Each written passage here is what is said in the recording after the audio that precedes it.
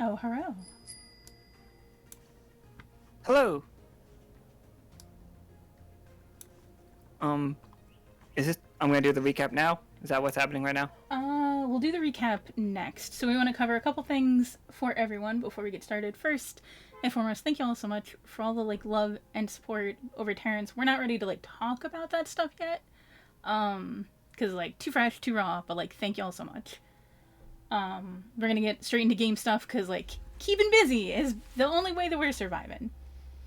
So we got two announcements game-wise for y'all. First and foremost, subscribing via Streamloots, which if you didn't know was a thing, is a thing as it turns out, that we have forgotten to mention for several months straight at this point. But essentially there is a subscriber card that is only available this month. If you are first of anyone who subscribes or is a subscriber gets that right off the bat. Also, there are no announcements up on the screen, just as a heads up. So thank you, everyone who's buying cards, that I can hear you buying cards. So if you are a new subscriber, as a bonus for being a new subscriber, you also get some card packs from the tabletop collection on top of your subscriber ones for this month. And then if you're a pre-existing subscriber and you gift subs, you get the same thing for every sub that you gift. So that's a heckin' lot. And then the return of speakeasies. So if you have been kicking around since the early days of HTML stuff, you will remember that we used to do speakeasies, which was basically turning Twitch chat into old school AOL RP chat rooms. Some fun stuff. Thank you for subbing. I can hear it, but I don't know what it is yet. I'll cover all of those in a second. We basically did AOL RP chat rooms, but out of Twitch. Some neat stuff came from that, such as Vatna existing at all, came out of those very early days. But ultimately we didn't get really what we wanted out of them. They kind of fell by the wayside, but we have some new ways in mind to use them. So we're going to start them back up again on Friday, March 17th is going to be the first one. We're going to test it out.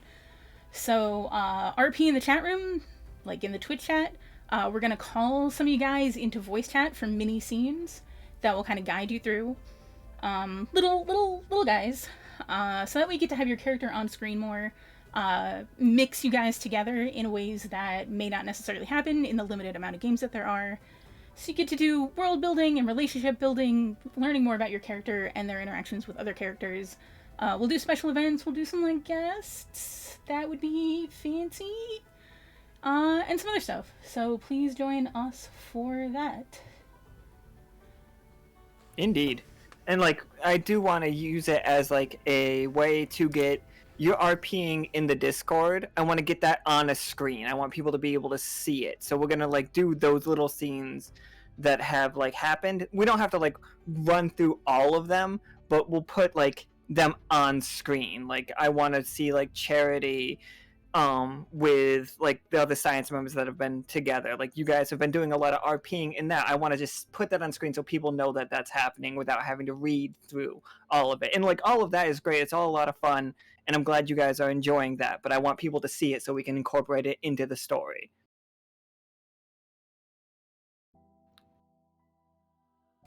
You don't have to do the stuff that you wrote, not expressively, but I want people to see it. So enact the scenes, play with the die a little bit, see what happens. We've talked about in the past that essentially the only thing that we consider that we are focused on is stuff that happens live during the games. And so when you guys do RP within the Discord, we want you to bring that to games. We want you to make it canon, such quote unquote, by having it happen at the table. And this is a way to kind of bridge the gap between those. Should be a good time. We have a lot of ideas in mind for it, but a lot of it is also a surprise. So join us for that. All right, and on to... Oh, did you have any more announcements to go on? I absolutely do not. All right, so on to today's game. So today's game, we are focusing on 4 characters that we have not met yet. They have heard rumors about what the silver thimble is. Like, you guys have been in this world and active in this world for a couple of months now. And in that time, you have managed to create this giant rose bush that is growing into the magical forest. That's probably fine. And then, like, there are people, like, you guys have a very separate kind of magic, and people are studying it. Like, the people from Gibbet that you've made friends with are building you guys some batteries, and that seems to be going well. And the people of Dyad have really I can hear you typing like crazy. Oh, okay. And the people of Dyad are, like, they love the crew right now. Like, the crew is just having a very good relationship with them, and you're building, like, friends. But we're gonna see some other people today, so I'm gonna get into the... Can we get to the introduction screen so I can introduce everybody? Alright.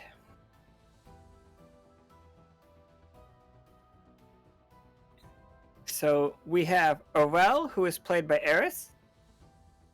Oh, hello.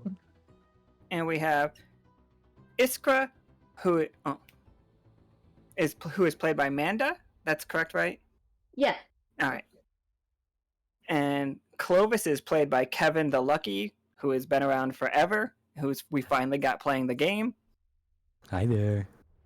And Rosie Cheeks is played by Carrie. Not the one Carrie, but the other Carrie. Carrie with a C. Carrie with a C. You have no idea how close I always get to just saying you guys' last names when I try to figure out, like, which Carrie I'm talking about. Love it. Because that's how I differentiate people. So, No doxing. No doxing in this all four house. of these characters have heard rumors. I don't know if Patagon's in here, if Sept is in the chat. Iskra is actually the character who saved Patagon from the worm, for the record. Yeah, so, like, this unicorn woman here, that's who saved you. Only, just imagine her wrapped in lightning. Alright, so we are gonna get started real quick. So, I'm just gonna get right to it. For Clovis and Rosie, like, you two have detected, like, in your mushroom hunting ways, because obviously Clovis is covered in mushrooms, but Rosie just collects mushrooms. That's right. Like, and you, like, both of you just, like, out different reasons hunting mushrooms, but as you're picking them, like, there is a very strange smell to them now, and these ones are growing further out than they should be, and, like, in a very strange way. Can one of you two give me a 20-sider roll? Do you know how to do that, Rosie? I think so. Okay. Hold on. Did I do that right? Yeah, yep. Okay, and Clovis, can you give me one too? You both rolled a 10. Excellent. So, with a 10, it means you got what you get some information, but at a cost. So, Rosie, as you grab, like, you see a mushroom that's it doesn't belong here. But as you go to study it, a thorn pricks you out of the stem of it. Doesn't do any damage, but like it definitely, like, a drop of your blood, like, forms on your thumb. And Clovis, you see this. I don't like that. That smarts. Especially since mushrooms don't normally have thorns. Yeah. I want to know what's going on with that. So yeah, I'll give you more information with the like, as you, like, you use, like, your mushroom knife and you, like, cut it open, And as it's way more fleshy than it should be, you know? Like, I know mushrooms normally have, like, a texture, but it's more akin to carving into an animal than it is to I like carving that. into a mushroom. It's not screaming or anything, but it is Ugh. leaking a red, almost blood-like material. This mushroom is making me very uncomfortable. And very fascinated at the same time. And for Clovis's 10, Clovis, you you smell it, and it smells of brimstone, like rotten eggs.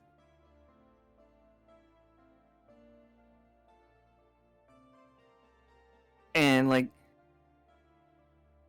you can see in the ground there was a root growing up.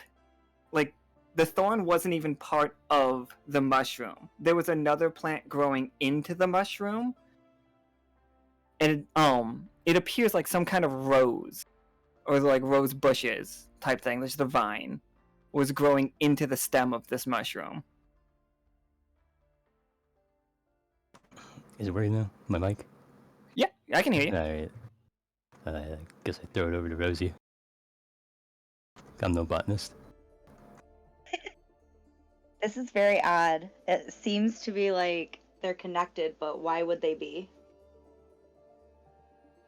And as like you start to notice, like, if you look around, and I'm sure you guys are heading this direction anyway, you know eventually you'll have to get to that forest, and you will too will already know that forest is a dangerous place. Like, it has like really big, really bad monsters in it, but people travel it. It's just dangerous. But you can tell, like, you can see more of these very similar mushrooms growing along the path up the mountain that you have to get over, and then you have to go down another side. And then you will be at the forest. But these mushrooms are growing basically the whole way along it. Can I get another 20-sider from both of you to see how well you guys just make that trip? That's not the best. Hold on. I gotta remember how to do it. I understand. I'm doing it in the chat because I can't remember how to do it from the keyboard. I think it's one roll. It's /roll, then 1d20. Shit. Hold on.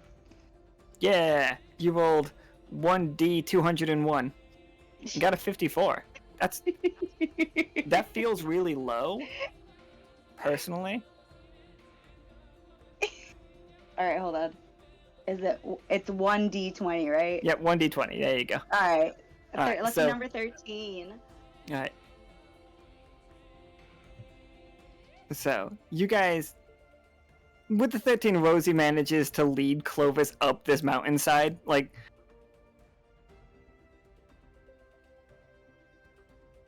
And, like, you guys then just see, like, a really nice, like, switchback over, like, a road going down into the forest. Like, you guys are looking down at the forest. You can't see it from this angle. Just imagine the forest is looking up at you guys.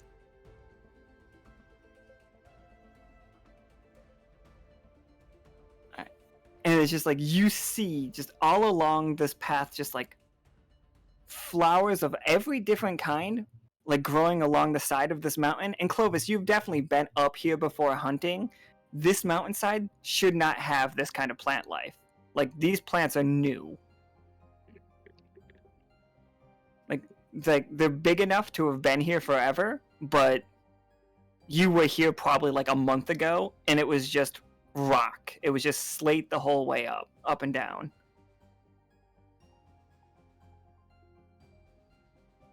So that's an interesting new problem.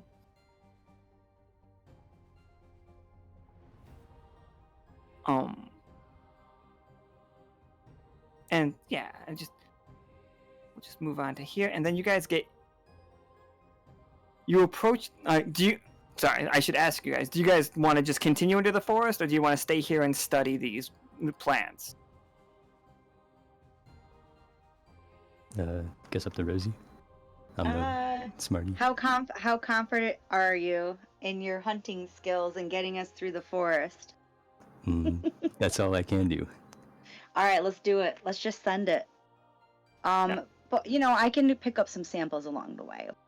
Oh shit. Give me one more 20-sider. I can give you.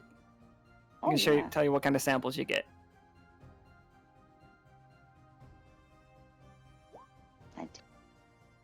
Oh, that's a full success. So, you find a strange yellow mushroom.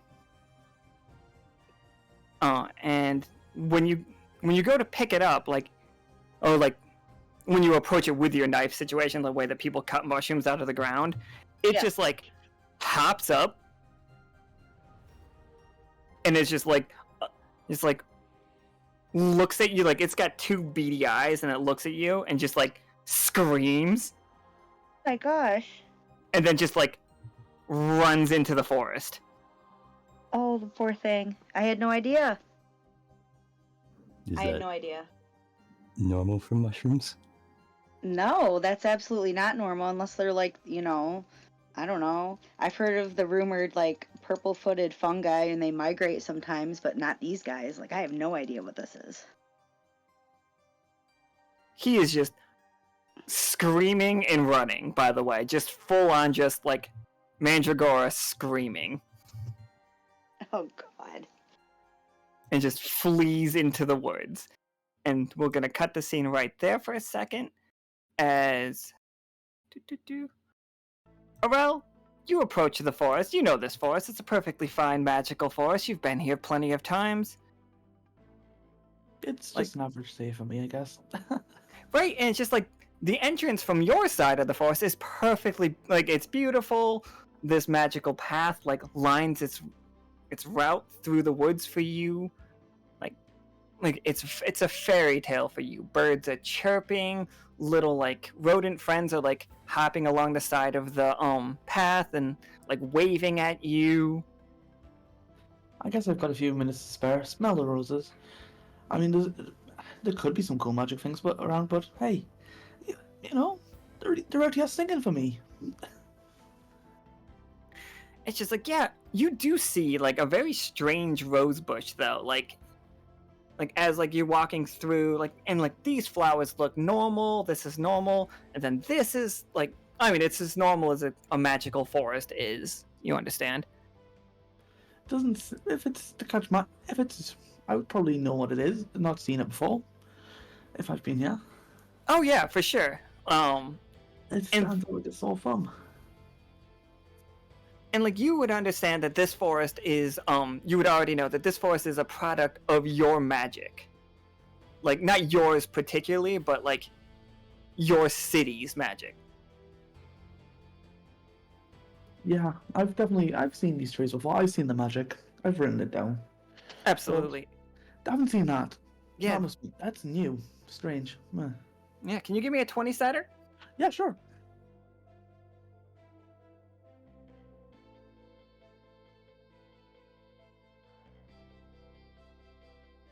Oh, 19, absolutely. And with the 19, like, you get up to it, and this magic feels completely alien to you. I see. It's something that, like, I don't want to, like, make this a huge deal, but there is definitely, like, schools of magic, and there is, like, this is necromancy mixed with, like, blood magic, mixed with the spell that the forest already has, but mixed with something else, too. Like, the 19 gives you those three. So this sounds like a really big mixture of a lot of spells that shouldn't go together.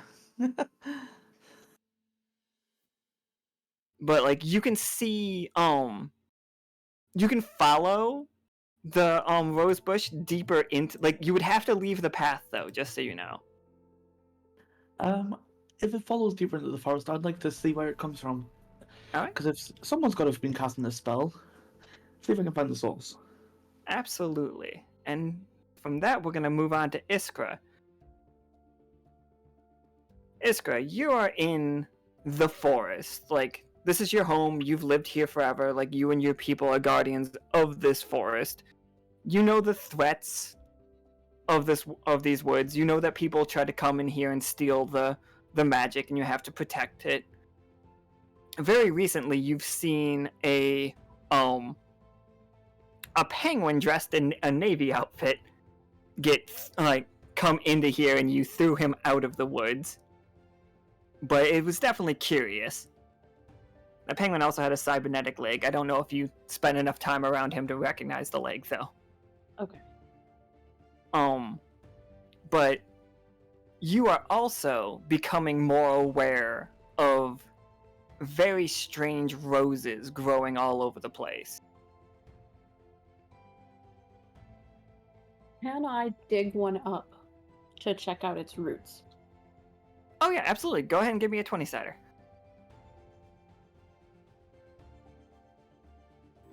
8. Okay, so an 8 doesn't mean a failure. It just means something bad also is going to happen with it. So when you dig up the roots, you notice two things. Firstly, they don't seem to be digging very deeply into the ground. Like the roots seem to be very near the surface, just very lightly buried, like maybe 2 inches down, no further, even at the absolute deepest. But then you also are going to recognize the fact that the roots have thorns as well. And like that's what the failure is going to be. Like as you pull, like even being careful, not like just wrenching them up, the roses seem to the roots seem to grow thorns as you hold them. And you know for a fact that you were holding this one at a place that weren't thorns, but it still manages to stab into your hand. Doing no real damage, but go ahead. Well, I want to know if it's sentient. Sentient. Yeah, as a drop of your blood goes into the root, you can just see it basically drinks it like it would drink water.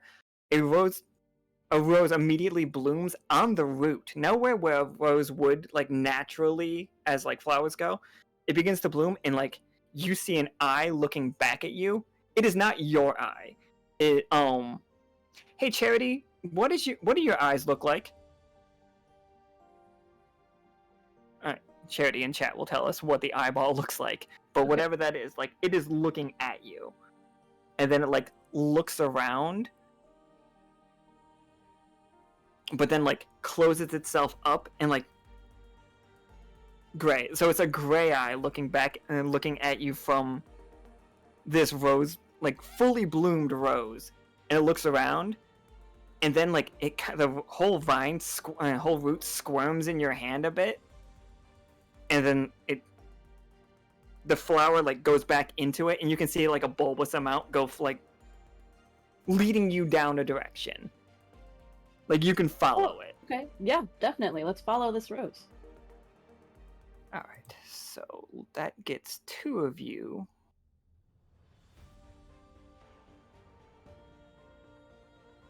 Boop. Here we are. Oop. This one.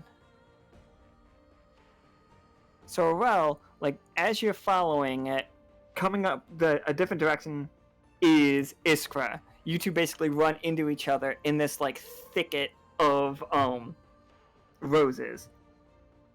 And I'm gonna say you both pretty much fine, but from it. But as you walk through the bushes here, the roses have been attempting to scratch you at every turn. You know that you're far enough away from it, but your clothes are still getting caught. They literally seem like they are pushing outward to get you. Not wrapping around you or anything, but trying to just make shallow cuts is what it seems like is happening. Do we acknowledge each other? Is can I see her? Yeah, you guys can see each other. You're as far away from each other as you would think that you would see somebody from. So I would say about 20 feet is separating you two. Oh, are you the one casting this? No, I don't think so. I just followed the rose. It had an eyeball, and then it walked off, and I wanted to see where it would take me.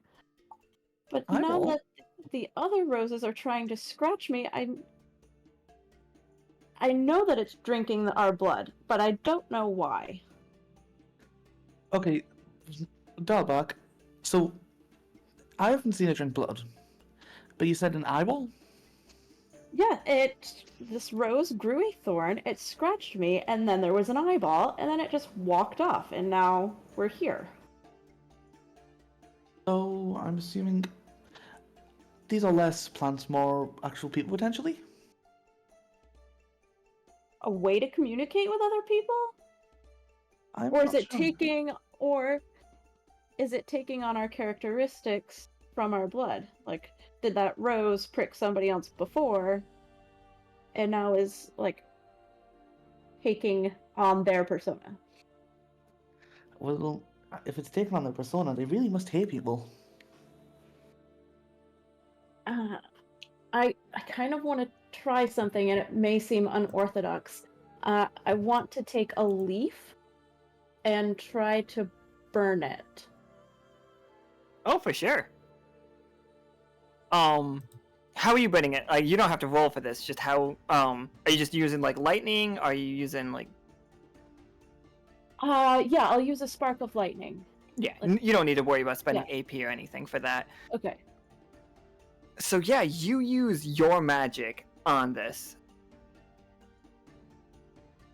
and like as it burns quickly, it goes up unnaturally quick, and like both of you two can smell brimstone as it goes up, and it smells like hell all of a sudden. And you, Iskra, you feel the Quetzal worm, like you are aware of it. Like the true guardian of this forest is stirring somewhere as soon as this thing catches fire. And like at that exact moment is when you both hear an incredibly loud like mandragora like screaming in the distance, and it's so loud. Like you can tell it's echoing through the woods, that it's not like right here, but it's still very loud. I'm gonna switch screens real quick. As Rosie and Clovis, like you like follow this mushroom towards this like this big mushroom house. This is what you see as you enter this forest. The Stay mushroom going. house. Is the mushroom still screaming? Oh, he's screaming like crazy, and he's still trying to run away. Like he gets up to this door, and he's just banging like, "Let me in! Let me in! Let me in! Let me in!" Poor little fella. It's like, I think they're trying to eat me. Let me in! Let me in! I don't want to eat you. I definitely want to know what you are, though. Roll me a 20-sided to try to convince him. All right.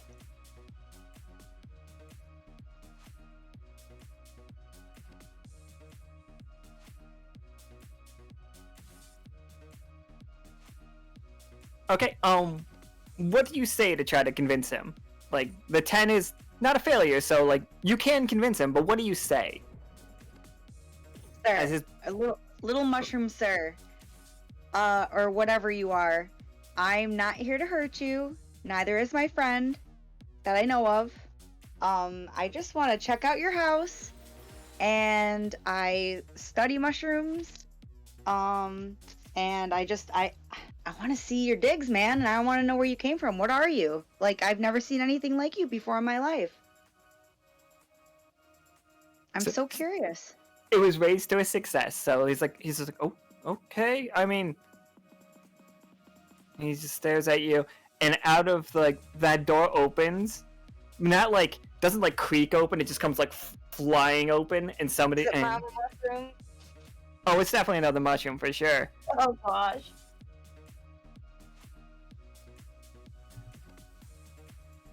I'm definitely startled. Two like the surly looking mushrooms step out of the house, and they're like, noisy company. He looks over and sees you two. And he looks over at the one on the right, the purple one, looks over at Clovis and he's just like, "What are you guys doing here?"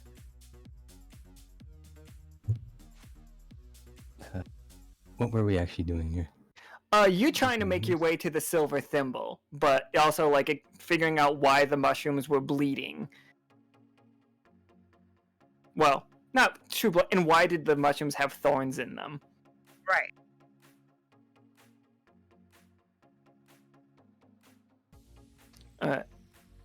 The purple mushroom looks at you, and because it was made a success, you guys have convinced them that they are not, that you are not trying to kill them. That's Rupert. The blue mushroom just like walks forward, and it does have hands and feet, and it like puts its hand out to shake his hand. It's like, "My name is Frump." I shake it back. Excellent. And it's like, "I am Frump. You've met Madge already," pointing to the yellow mushroom behind you. "And that's Grump. Frump, Grump, and Madge. Those are the 3 mushroom names." I love them and they are adorable. I love you guys and you are adorable. Grump starts blushing. And he's just like, Madge looks over at Grump and his eyes get really, really big. It's just like, "Oh no." It's just like, and like Grump realizes that he's blushing. It's just like, "We don't normally have blood." Yeah, I want to know what's up with that. So do we. You don't know what's going on with the blood? No, these strange roots and vines have been taking over the forest over the last week or so. You can always feel them watching. And like once he mentions that, Clovis, you are definitely aware that something is watching you. Like that whole like chill down your spine feeling of being watched. I don't like this, Clovis. I take a look around. Yeah, go ahead and roll me a 20-sided. Oh, 19, absolutely. Oh, beautiful. When you take a look around, are you trying to be inconspicuous, or are you just like very blatantly looking around? I guess just blatantly. Okay, so like you see multiple eyes looking at you from the like wrapped around this branch up here is a vine, an incredibly thorny vine of a rose bush, and one of the roses is like staring out and looking at you, and you make direct eye contact with it, and like it is a gray eye, and it sees you looking at it, and it just like closes, and the whole like rose begins to wilt and the petals fall to the ground. But then you see like down the vine, like basically like a snake swallowing an egg happens. Like you can see going down the vine and wrapping around the tree, and then going into the distance, the eye like has vanished. To the 4 others, I say we should probably head inside. Her. Going inside the mushroom house? The mushroom house. Yeah, I want to go inside the mushroom house, please. Okay, I did not make a map for the inside of the mushroom house, so we're just gonna pretend That's we're okay. in there. Okay. Alright. So like the 3 just like eagerly like climb over each other to get inside. And you see a nice spacious house. They have furniture. They have like little lanterns that seem to be like glowing moss. And they just like start talking about it, just like, we don't know what's going on with the forest. It's been getting weird, like really weird. First, they let the wasps came in here, and the wasps stay out of the forest, but they came in, and the lindworm has been having the Quetzalworm has been having a time with them, and then we heard that there were some strange soldiers trying to like cut down the forest. The Tatzelworm, sorry, I always say Quetzal on accident. The Tatzelworm the Tatzelworm has been like active and like going up and down the whole forest. Clovis, you would know the Tatzelworm as it is a massively large creature, and if like you're interested in hunting, you would be aware of it. It is about the size of a city, and has a cat face with 2 long clawed arms, and the rest of its body is very serpentine. I don't like that. It's just like he keeps the forest clear, but with these new problems, like people are getting into the woods. I mean, welcome, I guess. Like here, we haven't had guests in a while. Normally, the Tatzelworm would keep you out, but he's very busy right now. Where is he been? He's been, well, active. And then you, like, as that happens, you all hear the roar of the Tatzelworm, and of the Tatzelworm. And that is in sync with when, Iskra has, Iskra, you feel the, Tatzelworm moving. And, Iskra, can you give me a 20-sider? 20.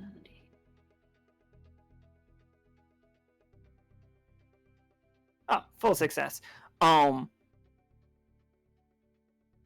So as Iskra and Arel are like studying, like looking at these roses, you feel it like moving through the forest, like this giant creature, like, and it's just like rumbling around. Let me make sure that. And here we go. This will do it. So there it is. It comes like flying through the brush, and it's in a smaller size right now. Like you've seen this thing go from anywhere from roughly the size of a horse to the size of a city.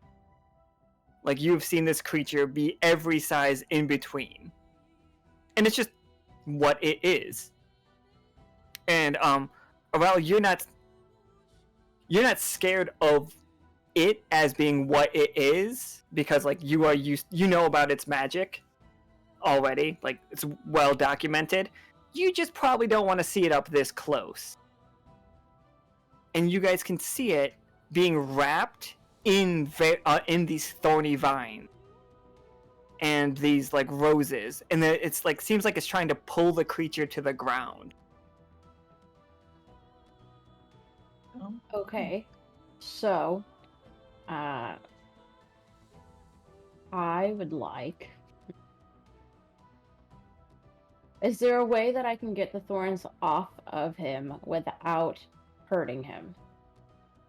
I mean, sure. What do you got in mind? I mean, if they burn easily, but I don't want to burn the creature. But I can just heal him if I hurt him, but I don't want him to scare him. Yeah, I mean, you're a guardian of the forest. I imagine he would know that you're trying to help him. Okay, well then that's what I would like to do. Alright, so, let's see. What abilities do you have? Take a look at your sheet. If I close your sheet, I'm sorry. I never understand. Oh, you have burn. Yeah, yep. Or fireball. Fireball would do a bigger job, but like it would also be a fireball. No, let's go with burn, because if they burn up that quickly, then I feel like it should spread and not hurt him as much as a fireball would. Alright, go ahead and give me a 20-sider. Let's see how well this works out.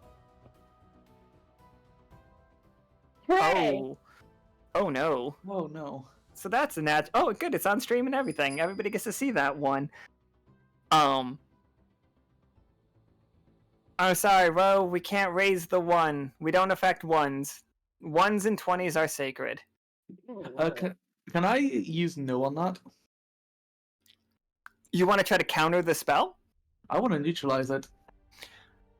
Yeah, you know what? Give me a 20-sider. We're gonna still take the 1. It's still gonna be like there's gonna be a bad effect, but the 1 might mitigate, and the no could mitigate it a little bit. Okay, so you cast the no. In the no part of it, here are your two choices. You can either stop it fully, and you can either stop the burning effect completely. So like you see something's bad is gonna happen with the vines, or you can just stop the fire from spreading out from the worm. Like the worm will be like engulfed in flames as you. Okay, go ahead and re-roll that one more. Arel, you get. They played a re-roll. Yep. Boom. That is Oh, worse. a 2 is worse. A 2 is worse. So yeah. That's fun. Style is just in the chat. I'm sorry. If you can just give it to the worm, that might be better. Oh, now, but that something with that no. You go to cast your counter spell, and like you're a mage. You collect spells. You're familiar with magic. Something goes really wrong when you go to try to cast that magic. Like you feel like the roses around you, like you look down and you notice one of them has been like stabbing you in the arm, but you haven't noticed up until this point. Like your hand is wrapped in a vine, and like the thorns are already in you. And as you go to like cast your no spell, it doesn't leave you. It just goes directly into the vine. Oh, lovely. Like, so remove it. You're gonna lose 2 AP for that. Is that on top of the cost of no? Yep, that's on top of the cost of no, and like as it's like draining your AP. Iskra, the whole Ketzelworm is just a flaming serpent at this point, and it reeks of brimstone, and it is screaming. Like all the leaves are burning, but you can see the vines as it wraps around. They're just getting harder, like they're becoming woodier, and like the thorns are getting significantly thicker, and they're pulling the worm to the ground.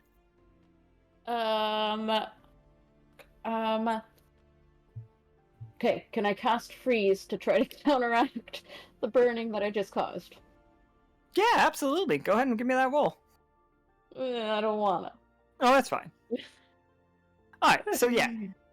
The freeze does mitigate the burning. Like the worm is still wrapped up quite tightly, but at least it's not on fire anymore. So we're gonna move back to Mushroom House just real quick. In the distance, like the mushrooms like go to the window, like Frump, Grump, and Madge go to the window, and it's a very nice window. It's very like cottage core-esque. You know, like the cross windows. No glass though. And as they're like looking out, you guys can see flame in the distance, but also you smell that brimstone very strongly. Ugh. Oh boy. And you also hear the scream. Clovis, you would recognize the scream as the scream of the Ketzelworm, or the Tetzelworm. Do you think we should go investigate the stinky spot and the screaming worm? Yeah, probably. Yeah, I probably should. It's been real, fungi friends, but I think we're gonna skedaddle and get down the road and try to figure out what the stench is coming from, why y'all are bleeding, and what is screaming out there. It's just like, they turn and look, it's just like, that's definitely the Tetzelworm! Alright, we're gonna see why he's screaming. That's a good idea. Yeah, he doesn't sound happy. Well, stay safe. And they pack you up a little lunch. Oh, bless their hearts. And it's wrapped in leaves, but it's just like, we made you some bread and some jam. And go ahead. Is it made out of mushrooms? It is not made out of mushrooms. It seems like it's legitimately bread.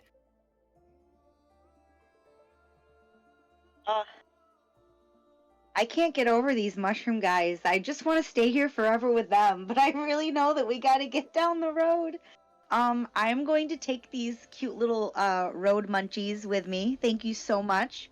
And I'm going to tuck them in my little roller derby sack here on my side, and I'm going to thank them for their hospitality and ask them if they have any words of advice for our adventure beyond. I recommend staying clear of the Honeywell. That's a new thing. I'm not 100% sure what's going on there. But that's where the wasps are, so stay away from the Honeywell. And, if you come across the Guardian, if you come across the Forest Knight, they speak in riddles. It's very strange. But I'm sure you'll be fine. Alright, my dude. Well, hopefully we'll catch you later, alright? They, salute. Yeah. Inside the package, the little package, is some bread, Yep. And, can you roll me a D100? Because somebody played penny slots and they're gonna give you one extra item because of it. Okay. Alright. It's the exact same, just it's 100 instead of... What's that? An 18. Nobody's rolled particularly high with the penny slots yet. Alright. They give you some glue. Oh, okay. So, they give you a little, it's a tiny container of, blue honey. They're don't eat this. It works very good as a glue. Okay. Thank you so much. Oh, you're welcome. So we are just gonna combine you guys all together right now because this is a good time as any to get you guys together. What other kind of munchies are in the little rucksack? There is some bread. There is most certainly I think you would consider it vegan cheese. It's not made of dairy, but it smells and has the texture of cheese. It doesn't cut quite as nice, but still. The bread is a very just dark, full of seeds. The bread looks like if bird food was made into bread. So a suet? I don't know what a suet is. When you they're the things you leave out for birds, yes. Especially yes. They're the clumps of it's usually some kind of oil and fat or something like that, or I don't know, mixed up with peanut butter or some shit, and then they put seeds all over it. Looks like a brick of seeds. Yeah, it's like a brick of seeds, but it actually is soft enough to eat as bread.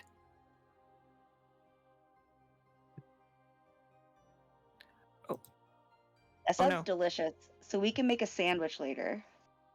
Oh, absolutely. You have all the stuff to make a nice sandwich with as you're walking towards this giant creature that's been set on fire, wrapped in thorns and then frozen, Rosie's just going through what the mushrooms gave her for lunch. That's right. I can't get over these mushroom guys. They were so sweet and hospitable. I've never met such hospitable mushrooms before in my life. I'm guessing we've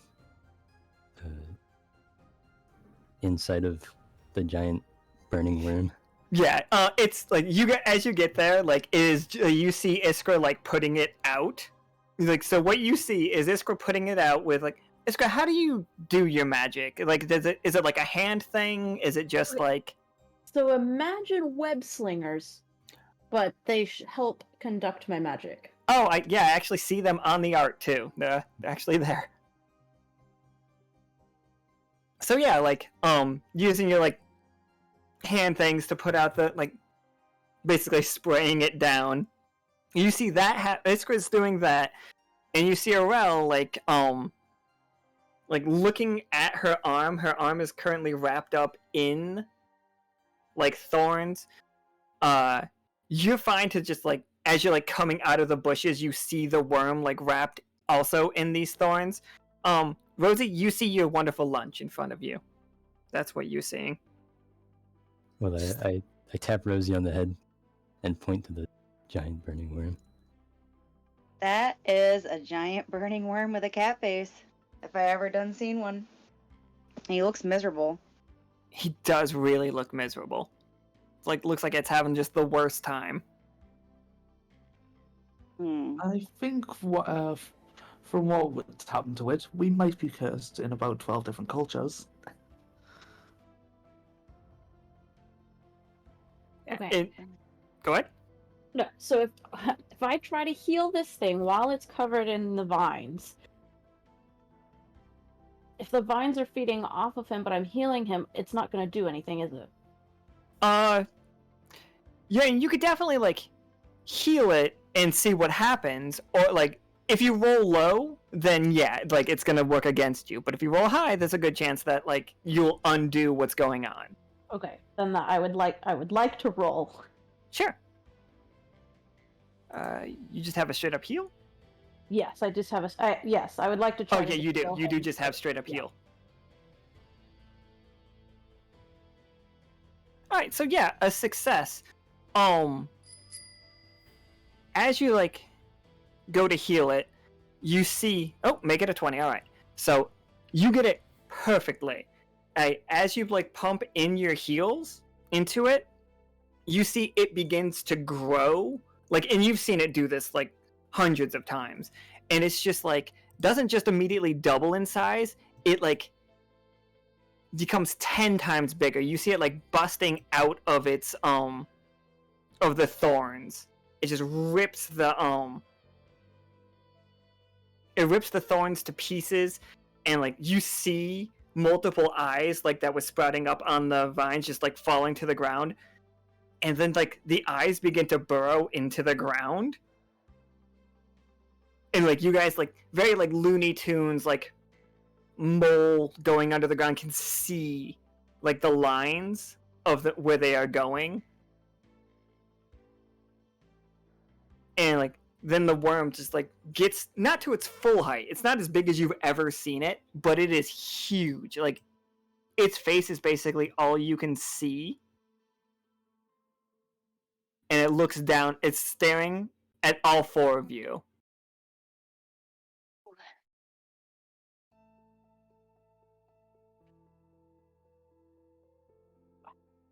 And that's where we are.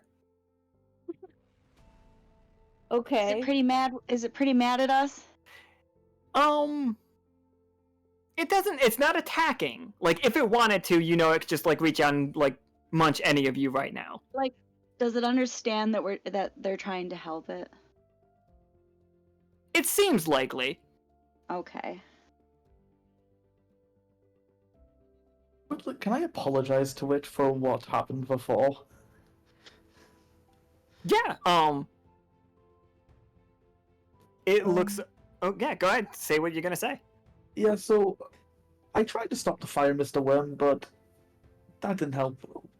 We tried going for the thorns. Apologies. You can see on its body, even at this massive size, when it made itself bigger, you can see that it is very scarred up from those thorns. And Iskra, you are aware that like you've seen dragon fight this thing. You've seen like giant beasts that like incomparable to those thorns like fight this thing, and it leaves without a mark on it. But these thorns are legitimately scarring it up. Like it's no longer bleeding. The heal worked perfectly. Like you did like seal all those wounds. And the smell of brimstone is like it's heavy in the air, but as like a breeze comes in, it is fading. You don't smell it right where you guys are right now. And it like looks back and forth, and then looks over at Rosie, and like tilts its head, like confused.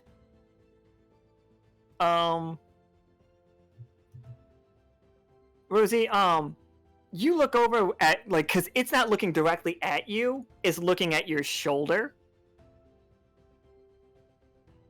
And on your shoulder is Madge. Well, hey, buddy. He just, like, I'm an adventurer now. Oh, hey, buddy. You decided to join us.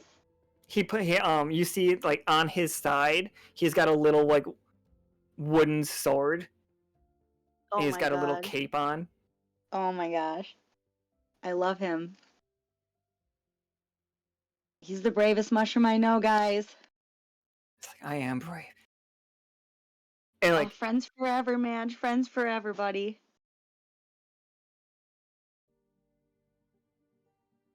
so like that's happening, and this worm is just like staring you guys down, and like looks over at Arel, and it's just like it nods, accepting the apology. Like you can just feel the acceptance. Like it's not like snarling at you. It's got like a kind of a blank face on, and it looks over at Iskra, and in Iskra's head you hear, like, well, hear is a strong word for it, but you feel it say, it's just like, what is happening to the woods? What are those bushes? I don't know, love. Can I communicate out loud with him, or just like, is it like a telepathic thing? You can say things out loud and it will hear you. So, I don't know.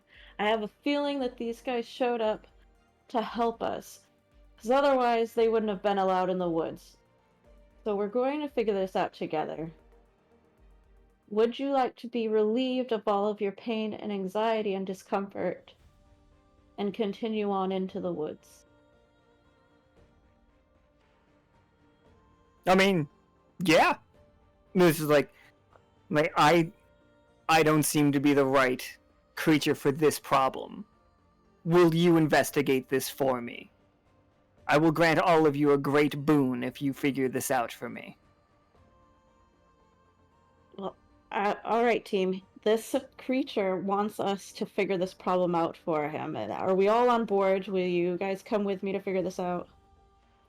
If it As gets a, rid of these a nature sweet- lover myself, I will absolutely come and help figure out what this problem is, because I need to find out what's going on. Hopefully we can find someone who cast a spell and get them to uncast it. Or at least I could figure that out. I would like to give the creature a reassuring scratch on the chin to send him on his way. And I'd like to give him a little chest scratch, like a little rub, because the belly rub feels like that'd be a little too much. Yeah, I mean, only because Iskra's doing the comforting move, like that allows you to get like some pets in on him as well. Can you guys both roll me a 20 side? Nothing terrible is gonna happen even if you roll a 1, but like I just want to know how much it likes it. Okay. Iskra got a 5, and Rosie, what you got for me? Ooh, let me see. What do I got? Ooh.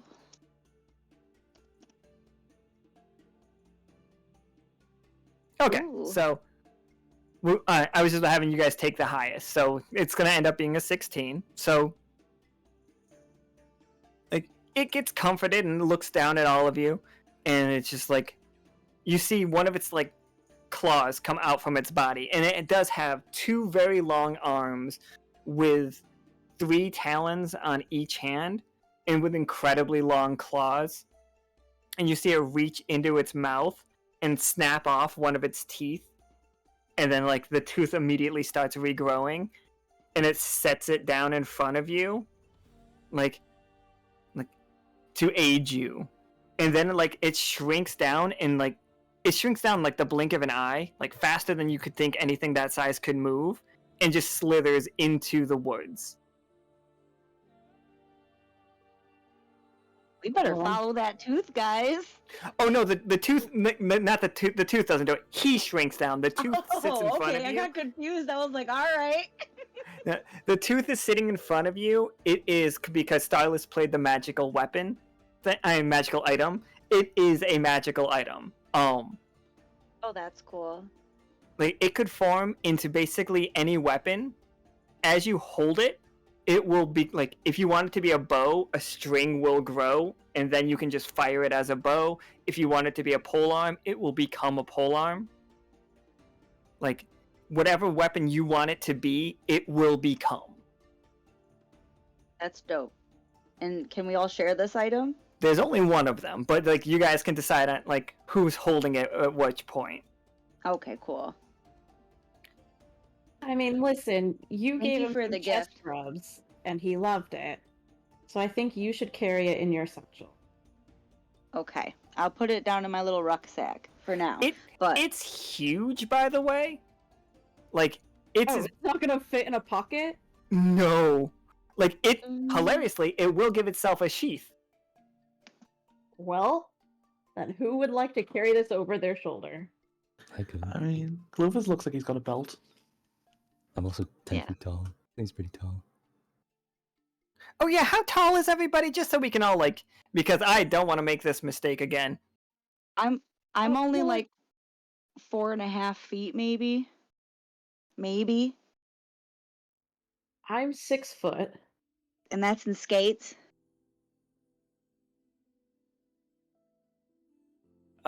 Wait, was it Arel or Iskra 6 foot? I can't. Iskra, 6 foot. Iskra 6 foot. How tall is Arel? 7'8". Oh yeah, that's right. Because you're like 8 foot with the hair. Yeah. And Clovis, how big are you? 10 feet tall. Yeah, I'll still go with it.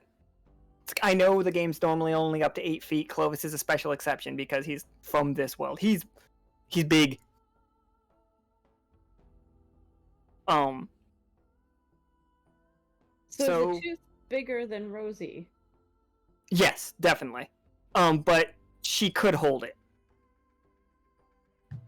Like if she was like if Rosie was using it, it would fit the size of Rosie.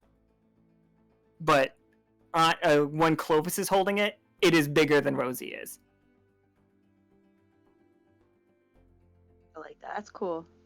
Well, guy covered in mushroom, this is yours to carry around then.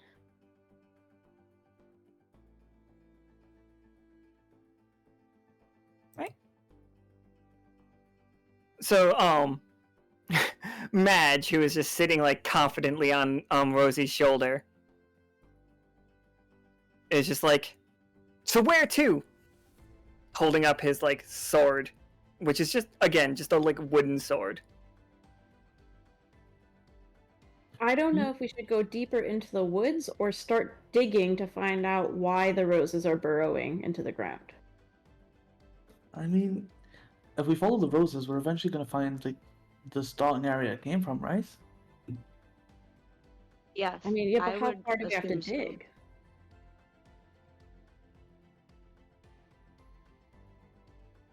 When I dug them up earlier, the roots only went 2 inches into the ground.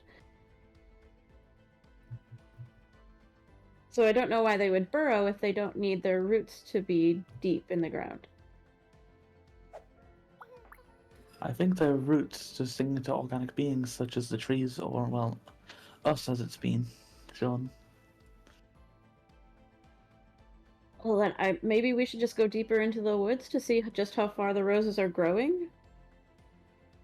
Oh my god. Or, you know what? Can I ask I the think- little mushroom guy? Yeah, let's ask Mushroom Guy what he thinks. What do you think, Madge? I'm gonna roll to see if what Madge might know. Fuck Okay. all. How do I want to play this? Do I want Madge? I'll ask you guys. Do we want Madge to be a headstrong, although often wrong boy, or do we want him to just be kind of dumb? Oh, man. Can't both be applicable. Both can definitely be applicable. Alright, here's how we're gonna do it, because Kawaii gave him a shield charm. Madge is like, this way, fellow adventurers! And he hops off Rosie's shoulder and just starts chasing down those like molehill things that we saw when the eyes fell into the ground, and he's just like running full out. And then a couple seconds after, before you guys can even like catch up with the direction he's going, you just hear that loud scream happening again. I guess we're walking towards the sound of the screams and following this mushroom. Poor Madge. Absolutely. Wait, poor Madge? Like Madge is gone? He's not dead, but he's captured. Yeah, like something has him. Oh gosh. Well, we gotta go get him. Absolutely gotta go get him. This one's for Madge, guys. Let's go get him. Okay, so who's gonna take lead on this one? I can see two ways, two reasons. Like like Iskra knows the forest, so that makes sense to take lead. But also these vines are pretty big deal. I could also see Clovis taking the lead because he's the biggest to like brush the bushes to the side. Yeah, I have swords, I can cut them. Yeah, so whichever one that you guys want to, one of you just makes me a 20-sided roll. All right. Well, how about we roll to see who takes charge? Whoever has the higher roll is taking the charge. All right, yeah, I'll take whatever the higher roll is too. All right, fine. Yeah, both of you just rolled me 20 sides. So Iskra's got a 9, but Clovis has an 18. Oh no, Iskra's got a 5. Yeah, we're gonna take that 18 of Clovis's. Great. All right, Clovis, and like you see it too. Like the bushes are reaching out for you as you guys like are trying to make your way to Madge. They are like reaching out. They're almost looking like hands sometimes. Like the deeper you guys go, like the leaves are like looking more like human hand, like 5 fingers and a thumb, 4 fingers and a thumb situation. And it's getting real weird. All right. But you guys just do come bursting out, and then you just see this. Like in this clearing, this clearing wasn't here yesterday. Like it looks like the trees are gone. Not even like stumps, they weren't cut down. Like it looks like the trees may have been like pulled into the ground. Well, so the trees are gone, and now this is here? Someone's made a really, really big parasite, it looks like. Yeah, I agree. That's what this looks like. It looks like what? Like a parasite almost. Like the rosebush is overtaking all the other like creatures and stuff in the area. Like that fungal parasite that takes over the ants' brains. I mean, if it's attacking the forest and it's attacking the creatures within it, then we have to figure out how to get rid of it. I mean, your fire spell, wouldn't that work? I'm willing to give it a go. Yeah, but I'm afraid that it might catch everything else on fire too. There's nothing else connecting to the tree. It's killed everything. It's true. What about like a more targeted attack? I mean, I can give it a bolt of lightning, but like I said, if it catches on fire and the fire spreads, then that's worse for our forest. Trying to give you guys some eyeballs. Maybe we should beam it right in the eyes. Maybe it'll fall asleep. I mean, does anybody have anything they can throw at this thing that's not fire related?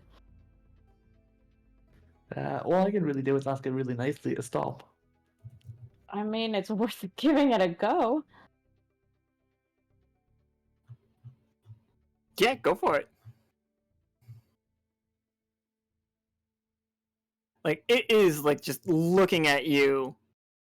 Like all of these like things are looking at you. You can also see most of the eyes are actually looking at Madge as it has one of its like the leaf hand situations, like its leaves is has Madge, and it is like slowly starting to crush him.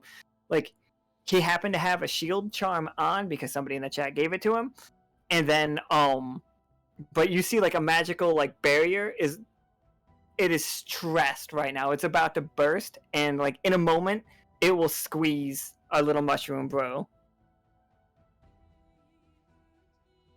Okay. I'm Well, just quickly Todd- checking my abilities. I am too. I could throw Rosie up there to go save Madge. That's true. You could launch me. About that, like throwing players, like you guys can throw each other. I'm not saying that you can't. But like it is very risky unless like you have the ability to do it. One of our players actually has like an ability designed to do it. But you guys can do it. You can do the throwing thing. I have an idea, but it's a strange idea. Is there? Hold on. Oh wait, no, never mind. I don't have that ability. Poop. Well, what's your Never mind. idea? I was gonna use telekinesis, but I don't have that one. I have a So I was wild just gonna card. like rip the freaking plant out of the ground and throw it into the sky. This thing's real big. It's real I big. see that. Oh man. What's the other idea? So my idea was to use spell scroll, was to scroll something potentially, and we could double up on a spell.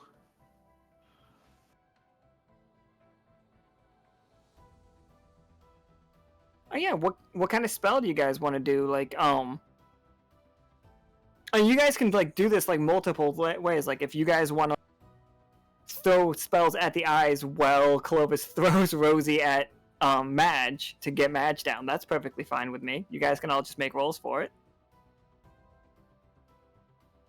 Oh, okay, so we're gonna skip over trying to talk to the tree.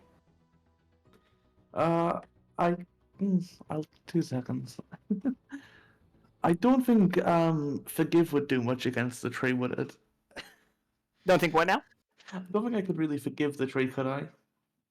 No, I don't think forgive's gonna work against the tree.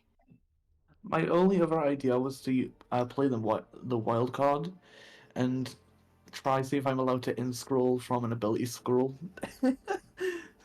You could just straight up use the ability, and we can just say that it was part of your in-scroll thing. You don't need to use your 2 AP for that one. In-scroll is Arel's like specialty move, by the way, in case anybody's wondering when they say that. So wildcard lets me just choose any of the commons, correct? Yep. Okay, dokes.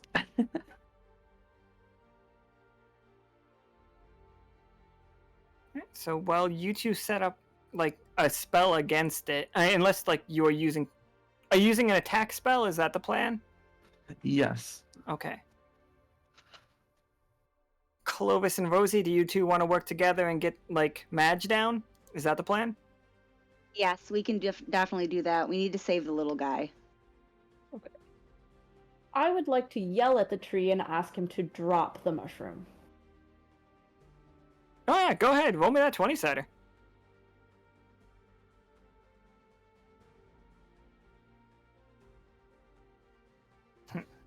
Okay.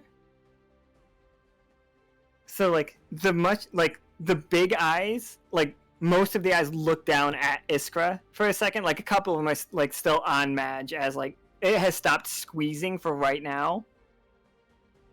And it looks, and like one of the vines like comes right down in your face, like just like to look like eye to eye with you.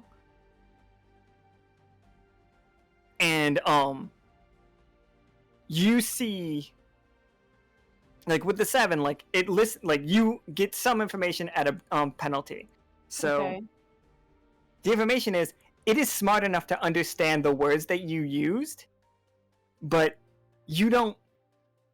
It has a level of malevolence that you have never seen before in any creature in these words. Like the Tatzelworm, it's kind of sadistic. Like it kills like intruders without like caring about them, like without like giving a shit. Like you wander into the woods, it will like disembowel you and just leave you to die. Like, you know that it does bad things, but it's just like that is its job. But this thing is looking at you with the utmost evil. Like, you can see in its, like, in this eye that it intends to destroy the forest. Like, completely. Okay. He's gotta go. Okay. Yeah, new plan. It's not dropping the mushroom. Let's. We've got to take it down. So I would like to. Let's see. I would like to use burn on the eyeball that's looking at me, and that's in my face. Oh yeah, go for it. And I thought that was a 1 for a second, but it was just another 7.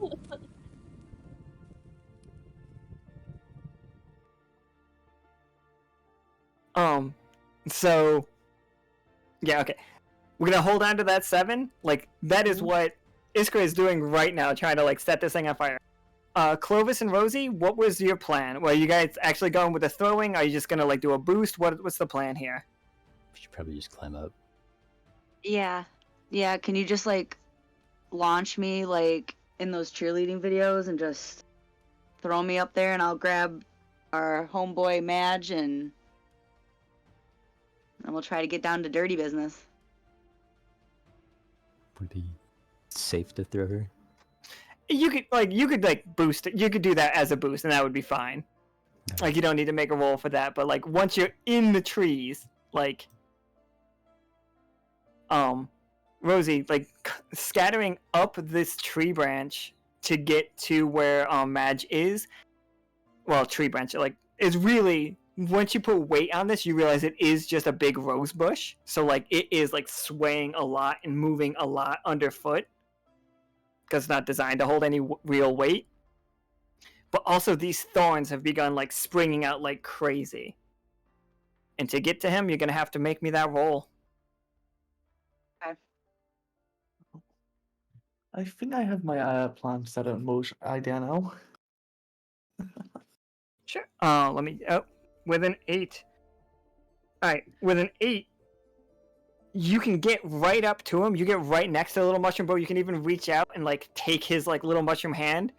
But then coming from the side, like Clovis, you can see a big vine like covered it, like basically like a serrated knife is slashing down towards Rosie right now. Like Clovis, you can do something to stop it, or you could like do whatever else you wanted to do. But since you guys are helping each other right there, I'll give you that one. Yeah, I'll try and stop it. Alright. Would that just be an intercept? Really. Yeah. Ooh, I am. Oh yeah. Okay. So yeah. Intercept. Do you just jump in front of it? No, it's a thorn, right? Yeah, it's a vine with like hundreds of thorns, like so many thorns it makes it look like a serrated knife. I'll try and just cut it with my sabers. Sure, go ahead and make me a 20-sider for that. But yeah, because you're using intercept, like it's stopped focusing on Rosie and is looking at you now. Oh, nice. 19. Absolutely. So you can cut this vine as it's coming at you just clean in half. Like, you can just cleave it. And it is leaking, like, red, blood-like fluid, like crazy. Inside, I think somebody just probably made it a 1, if I'm gonna... And make it made it a 20, if I was gonna guess. And like you cleave that completely off, and it's does not scream, but the whole thing shudders and drops Madge right into Rosie's arms. Like, Rosie, you now have Madge like safely. And Madge is again just like swinging his sword at all of these thorns as they come. Little buddy. And Iskra, because that became a 20, like it was distracted for your 7, and as it looks away, you manage to just burn that eye completely, just like burst that eye into flames with no ill effects. Like I was gonna like have the thorns wrap around your arm and get you, but like because they made that a 20, you're fine. Okay. But like this eyeball just goes pop. Arel, what was your plan? I've decided I would like, I believe I could, to use my wild card to get an ability scroll of the magicians. Sure. I'm going to play that card quickly, just with the message there. And with that, I believe you can cast any spell, correct? That's not legendary? Any non-legendary spell, yep. So, in the mind control tier, I would like to use Fear. To try and cause it to say its fears. Okay, yeah, go ahead and roll me a 20-sider. Let's see how...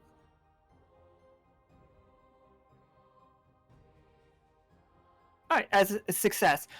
Iskra, as you, like, burn that eyeball away, again, the smell of brimstone is, like, heavy.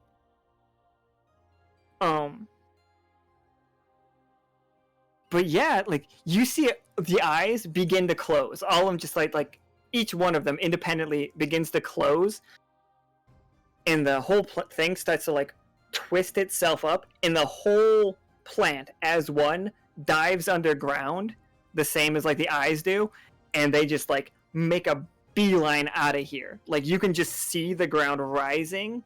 And it goes deep. It's going deeper into the woods. This whole plant. So this plant is not here. Let me see if I can, like... Do I have any way? Nope, that's an eyeball.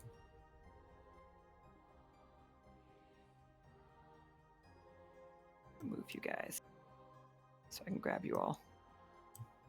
Boop. The little guy's safe, right? Little guy is safe, yep. Like, Yep, I got him. Rosie fell like maybe like 5 feet and just managed to land safely. So, but now like this clearing is just here now. Like, imagine the trees are much further away. I didn't think we were gonna scare the giant rose bush anywhere. Well, so where did it go? It went deeper into the forest? Yep. If you go on, you can roll me a 20-sider right now to see if you can keep an tabs on where it goes. Oh, with a success, absolutely. Iskra, you know that it's going to it's heading towards the catacomb. Like, the catacombs were a place that was here before the forest was here. Like, it was the culture that was here before the forest. But people were trying to, like, a lot of people were grave robbing those catacombs, so the forest was built to protect, like, those sacred places. Like, there's a lot of magic down there, and just dangerous magic. Well, so we can't let the rose bush get to it, then? Do I know that much? Yeah, you would know that you don't want, like, based on, if you mention that to Arel, if you mention that to everybody, Arel, based on the rosebush draining your magic, and, like, the way that it's drinking blood and stuff, it seems very dangerous. Especially since Arel is aware of, like, the necromantic component of this bush. So, to say it lightly, if this thing gets to the catacombs, it's going to become a living chimera of every type of magic you could think of. And from that, I don't even think the most skilled of sorcerers could deal with that.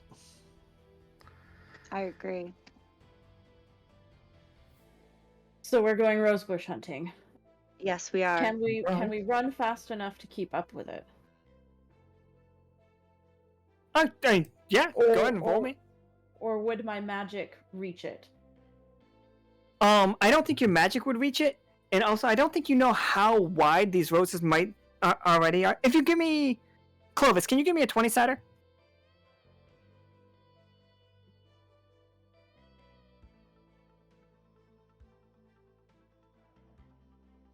Oh, sorry. So a 10. All right. With a 10, Clovis, you have two choices. you can know the safest path, or you can know the fastest. Gotta go with the fastest. All right. So, Clovis, you can see exactly how to follow this thing, but you guys know that all of you are gonna get scratched up by these thorns on the way there. None of you are gonna get in there perfectly safely. I have an idea. Yeah, go for it. Clovis, is there any way you can get in ahead of the rose bush? And if I give you this jar that homeboy Grump and Frump gave me of the blue glue, do you think you could throw it down so that it gets stuck so it can't move? I guess so. Is there enough to stop a giant tree? I don't know. They said it was really, really sticky glue, honey. What flavor? Blue. I think blueberry. It's actually Not edible. how did it is. Imagine if honey was savory, is how I think we described it before. You're making this really tempting to eat.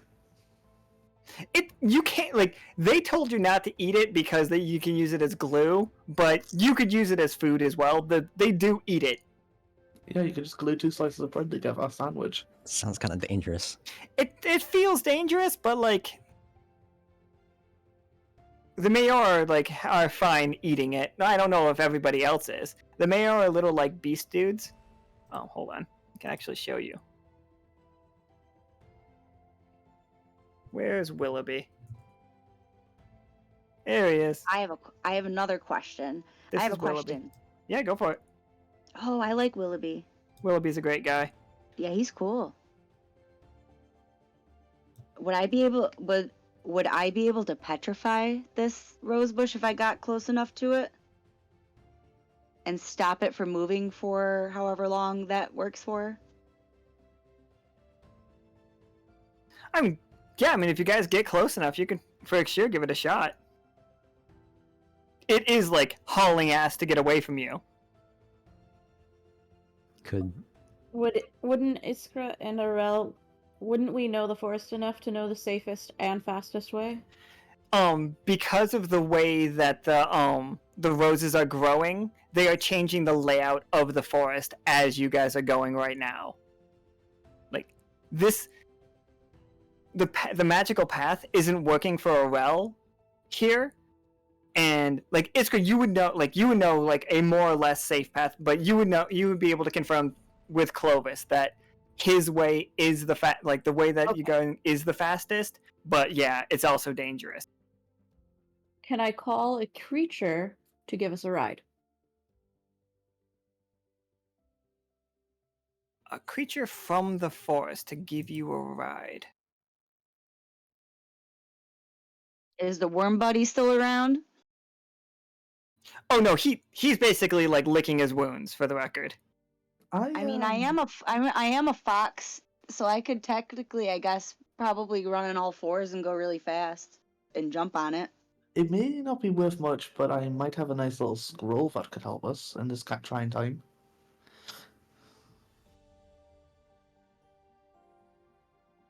What kind of scroll? You guys can catch up with it. You don't have to worry about like summoning or anything, but you guys can catch up with it. It's just all in a roll. Like if you want that roll to have been like you summoned some kind of animals and like are riding on them, absolutely. If you want it to just be like your intimate knowledge with the woods has cleared you out a path, like so here's what like, Either way, we need to roll.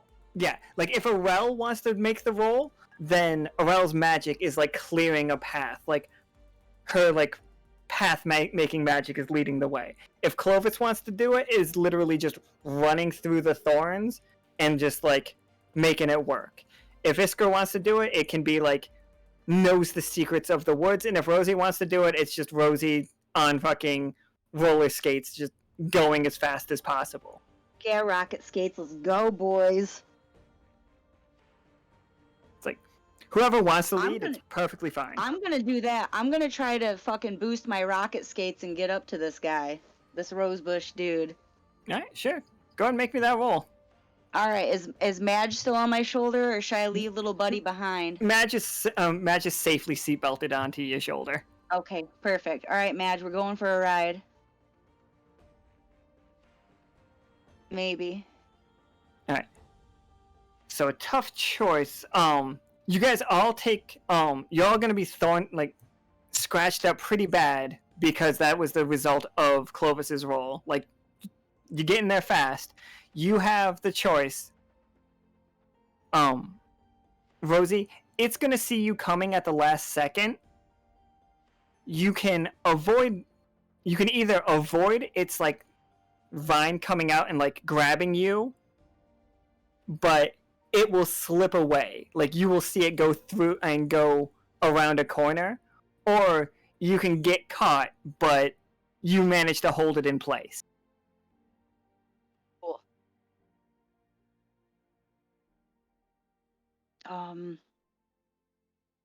Yeah.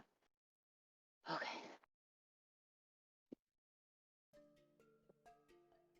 Can I go again, or What's that? do I go again, or is it somebody else's turn? You just choose which one did you want to get. Do you want to get caught? And so, like, your legs are going to be completely wrapped up in these thorns. Like, your next turn is going to have to be like trying to break free, which everybody else will go, and then like you can go and do that. Or do you want to let it slip just away from you? You'll be right behind it, but it's going to make it to the catacombs door first. A tough choice for sure. I'll let it grab me. Okay. Because I don't want it reaching that door. This is what I'm going to use as it, like, here. Just imagine those eye stalks are vines. Using our imagination.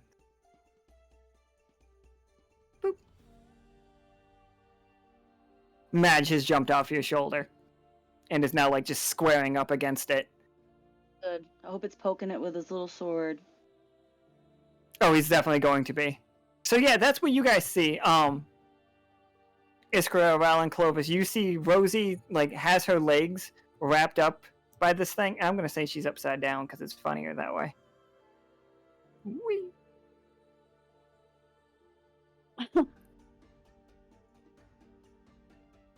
Well, I was gonna shock it with a bunch of electricity, but now that you're wrapped up in it... Sorry. I'm trying to cut her down. Maybe You've got the adapting sword, don't you, Clovis? the jar. I was on also the tooth. Oh yeah, I still have the tooth. We could use the tooth to cut it off, cut the vines, right? Oh, absolutely. Just gonna try to cut it down? Go ahead and give me that roll. Good thinking. Oh, a tough choice. You can cut her down, and she's gonna fall and take 2 damage because it's gonna land on her head. But in the process, it's gonna get an attack on you. Or you can see that it's waiting for you to try that, and just instead attack its, like, the main eye. And, like, it won't get a counterattack on you if you do that. But Rosie will still be up there. I'll cut her down. Okay.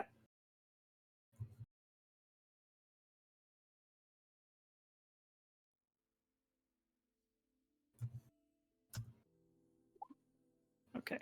So, it, like, Rosie, you fall and take 2 damage, like, as your head hits the ground, but it is, like, that part of that vine is cleaved, but then it, like, lashes out and smacks Clovis right in the chest with just, like, basically a fist made out of tangled, like, thorny vines.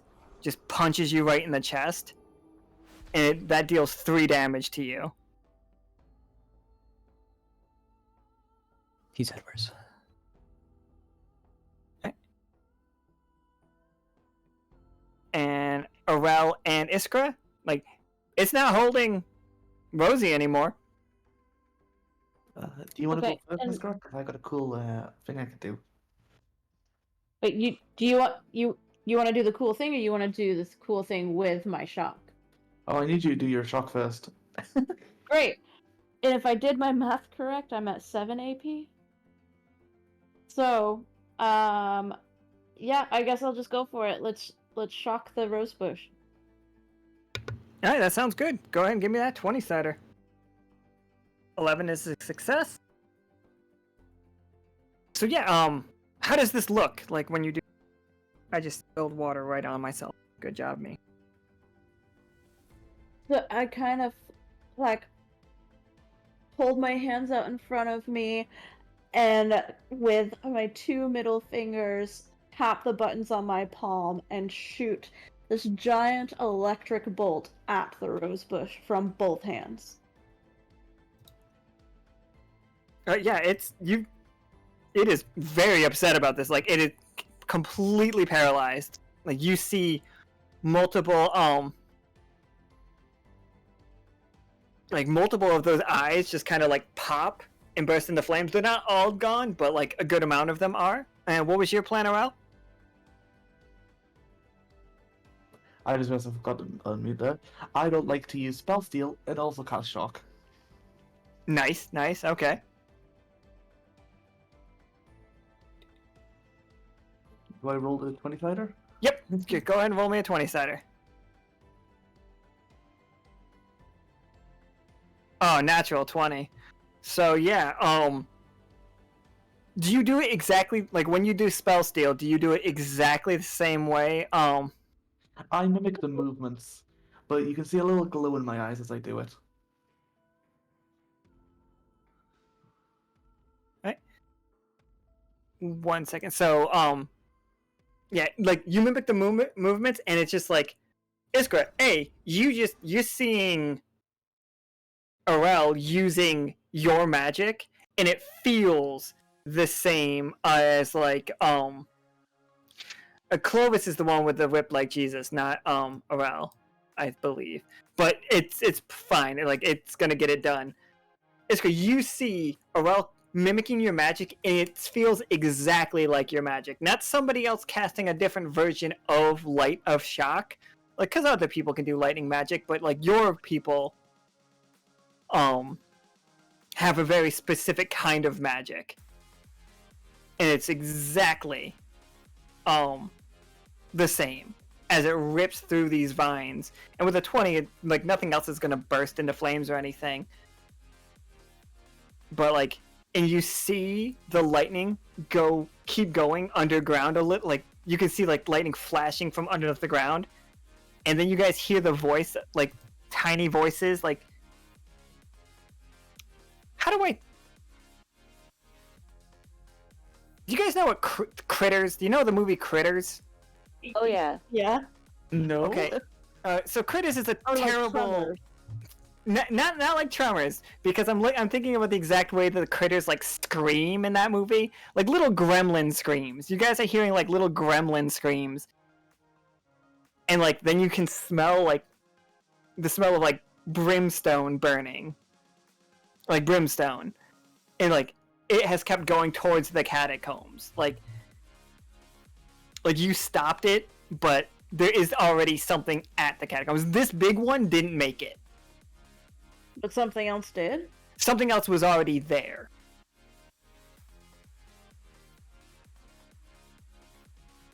Wait, so is this rosebush still blocking our way? Or No. are we done with it? This rosebush is good and dead. Sorry, let me delete it.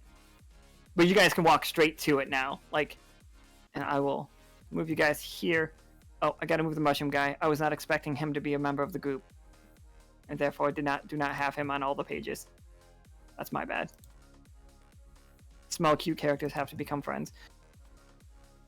Alright. So, you guys see, like, this is the entrance to the catacombs.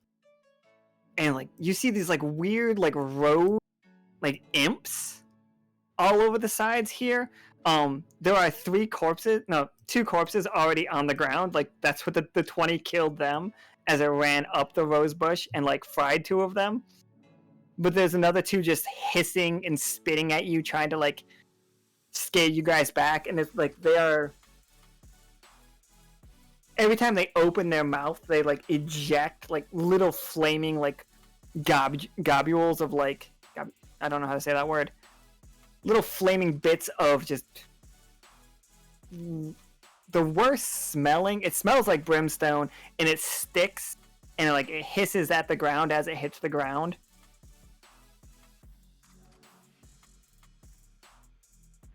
Okay, Clovis. But there's only 2 of them.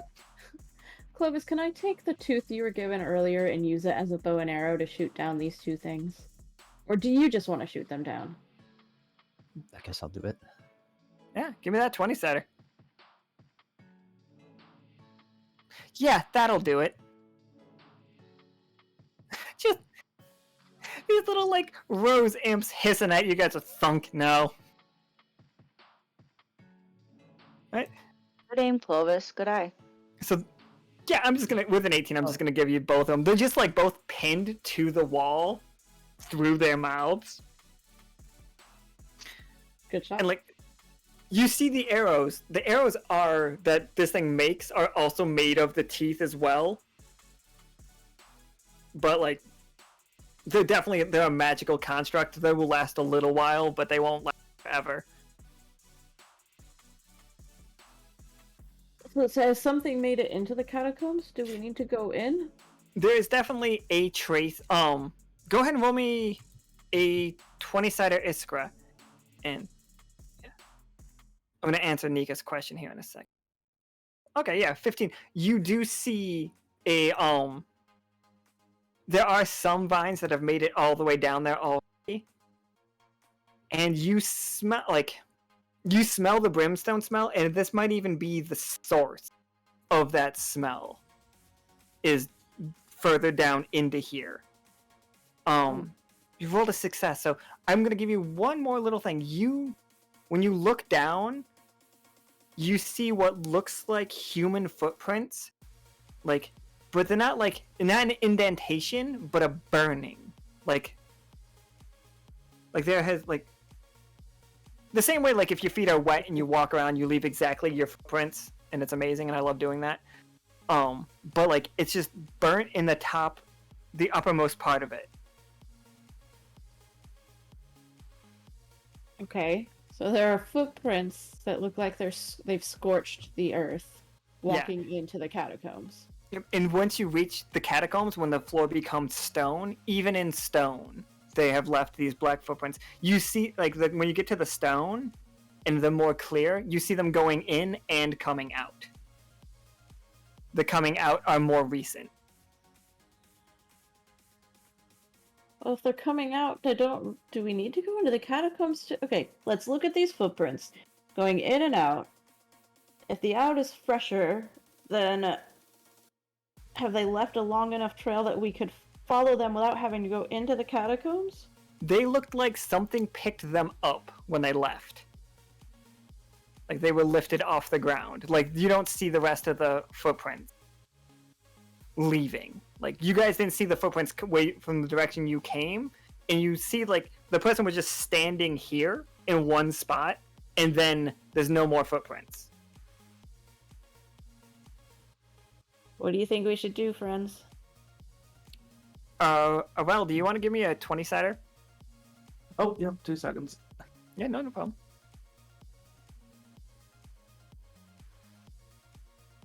Man, I got robbed. So a 9, a tough choice.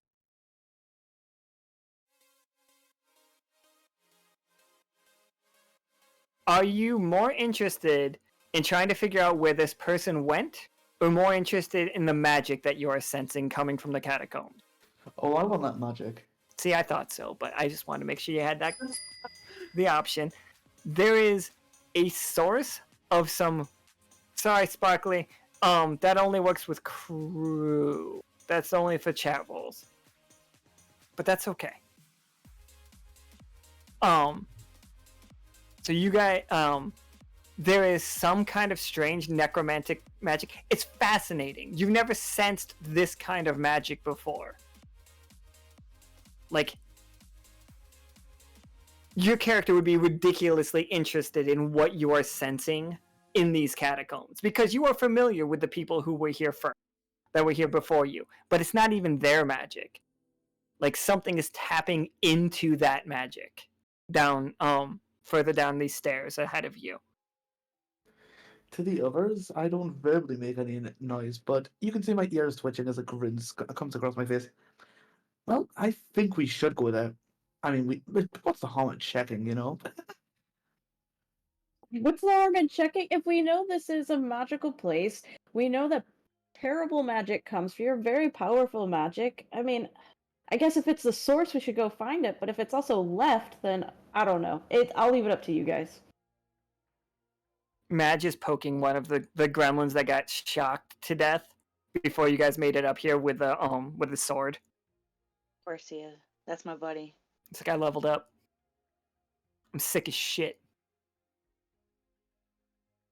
He's definitely. Personally, Go ahead. I would like to investigate what is inside the catacomb, but I also think it's important to find out who was coming in and out of here with some charred ass feet. Like, that's not normal.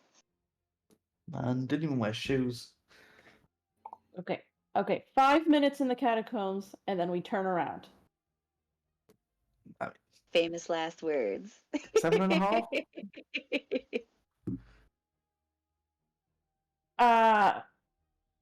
Is there any way to restore AP? In game there is not, unless people play like cards. But before anybody plays cards, it doesn't make any sense for you guys to give them shots. It doesn't make any sense. Just I would say that in these woods, I would let you roll a 20-sider to try to like give yourself some AP back. Specifically Iskra. Okay. Can I do that now? Yeah, you can do it. Just so you know, a bad roll is gonna be bad though. What about our sandwich with Okay. All right. the Okay. honey? If I A little sandwich with honey. I'll give you 2 AP if you just sit down and make a little picnic. I'll give everybody back 2 AP if you guys eat the mushroom like picnic. Oh, absolutely. You guys want to eat? Want to Deal. eat our bust out our little snacks? Hey, not the first time I've ate glue. All right. Yeah. Won't be the Let's. last. Yeah. Oh, wait let's a sit minute. down and eat a snack.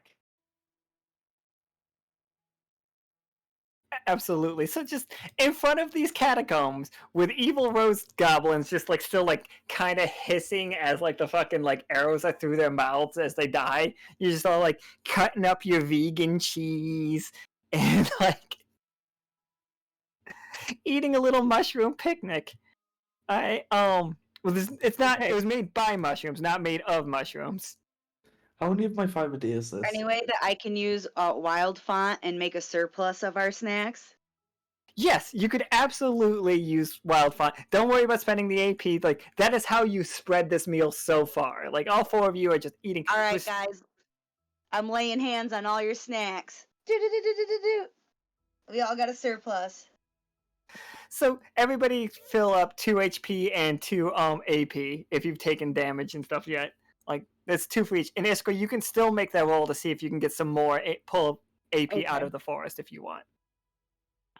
Yeah, I'm going to. All right. I thought that was a 1. I really did. It ended up at 19 for everybody. So yeah, you guys see the trees start to like light up with I've described it before, like St. Elmo's fire. Does everybody know what that is? Yeah. So the trees are starting to grow and glow a pale green, and then you just see Iskra starts glowing a pale green as well, but mostly it's her horn, and like you just see lightning arc off and heal Iskra for another 3 AP. Oh, hooray. All right. So as we're enjoying our picnic, I would like to, before we enter the catacombs, I would like to try to communicate with the dead to find out if anybody wants to talk to us so we don't have to go in there.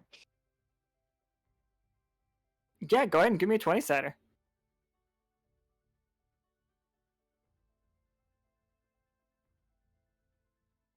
with the second you turn on your communicating with the dead abilities, you hear people begging for help in there. Okay, can I single out one voice? One spirit that wants to talk to us. It is all chaos. It almost feels Yeah. like the spirits are becoming one thing down there. Like, they are losing their individual voices. Okay. So I let the team know. Oh, Stylus played a category up, so like it's a 20-sided. Yeah, you can feel 100% there is something being created down there, like that is smashing all of the old spirits into one creature In the catacombs. in the catacombs. Yeah. I have bad news, friends. We have to go in. Oh well. We'll have to deal with the creature for definite. So, I will move you guys here. This is the like. So you guys are coming down these stairs, and in front of you, Iskra, you can see. Oh, all four of you can see it. Like there is a rose right here that is on fire, and like But no, go ahead. not burning, just like Yeah, it is the source of the flames. It is like it is not. Somebody did not set it on fire. It is creating fire. okay. Well, then all right, how much can I investigate? Yeah, whatever you I- guys want to make rolls for. But yeah, the roses have definitely been in here for a bit. Like these roses don't have eyes on them, but they are the same roses basically. All right, can I try to use freeze to put the fire out? Yeah, sure. Give me a 20 sider. 13. So as you do that, a vine comes like off the wall and forms into just this big hand, and you freeze the hand and then it just like crumples. But you definitely see the fact that you've done damage to the vines in the area. Something is protecting this, and you guys can all feel something moving around in the vines. You can't see it immediately. This room is actually very large, and there are just sarcophaguses all over the place, but they have their lids removed and vines are inside them. And that is what you guys are seeing right now. And like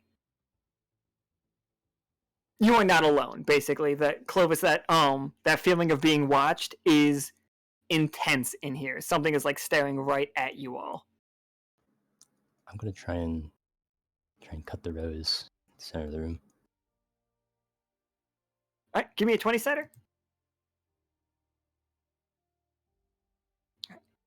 So as you step into the room, like vines are coming out after you, like reaching for you, but like with the success, like you would just keep moving forward. And as you go to make that slash, an arm comes out and like blocks the attack, just barely though. Like you're just about to cleave it, and then you guys all see other vines come like wrapping out, and it forms this guy. Two back. So this guy's here now, and he is trying to stand in front of the rose. Do you reckon that's the hive mind itself? No, I think we still have to try to get to that small rose. I mean, I don't know if it's smarter to try to take this guy out or to try to go for the smaller rose. Right. Judging by the size of that thing, if it's clumsy, if its attacks, it might knock out the rose itself. We could try and fight it that way. I can't forget Madge. I keep forgetting Madge. Magiel's charge. Of course he does. So yeah, he jumps in, and you just see him like weaving around. Look, he basically looks exactly like Clovis looked a second ago, but much, much smaller. And he goes for an attack on the Rose, and just you see the creature does like put down his other hand in front of it, and Madge's like sword bounces off.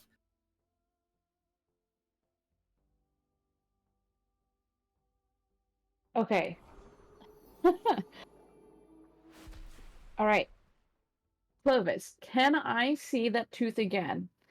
But I would like to use it this time as a bow and arrow that shoots multiple arrows. But I would like to combine that with fire. No, with burn to try to set all of the tips on fire to shoot flaming arrows at the thing. Okay, one quick second. Somebody turned that 11 that of Madge's into a 20. So Madge does manage to hit the Rose in the middle, like just slides right between the fingers of this giant Rose Golem and slams into the Rose. And two things happen. A, his wooden sword bursts into flames, but not in like a hurting him way, in like a fiery Avenger way. And also, the whole room shudders when it hits that Rose. Like you do see a petal fall off the Rose, and once it hits the ground, its fire goes out. But yeah, go ahead with your fiery bow shot for sure. Just wanted to make sure. Wait, so even though the fire is out on the little Rose, it did nothing to the big Just guy? on the one Rose petal. One that Rose fell. petal. All Yeah. right, fine. Okay, so tough choice. Were you firing at the Rose or were you firing at the Rose Golem? Well, in my mind, it felt more like chaos, and wherever the arrows went, they went. Okay. So, it is a success. They have made it a category up. So, you see the Rose Golem, like, immediately takes into account how many arrows are being fired, and it, like, balls up around the Rose. Like, it was about to attack on you guys, but you fired so many shots for safety, it curdles itself around it, and then, like, you see a bunch of spikes come out of it. Like, it's this, like, wrapped in thorns. Like, the biggest thorns you guys have seen so far. But it is trying to shield the Rose. And, like, that's what it's doing right now. You do see it's starting to form arms on the other sides of it. Like, arms coming out of its back. Like, but you managed to stop one of its attacks, and also, you have hurt it quite a bit. Is it on fire? Parts of it are definitely on fire. Does anybody else want to try to hit this thing? I am running so low on AP. Yes. I will try something. Hold on. I don't have much to go with, but I'm gonna see what I can do here. Unless somebody else would like to hit him first. I'm mostly best at comboing with other people. Badly.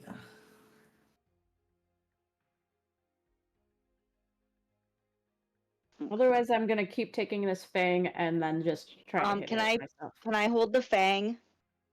Yeah, take it. Thank you. And I'm gonna grab this awesome fang that the cool worm creature left for us, and it's gonna turn into a wand, and I'm gonna use it to cast Magic Strike on the Rose dude. Yeah, for sure. Give me a 20-sider. Okay.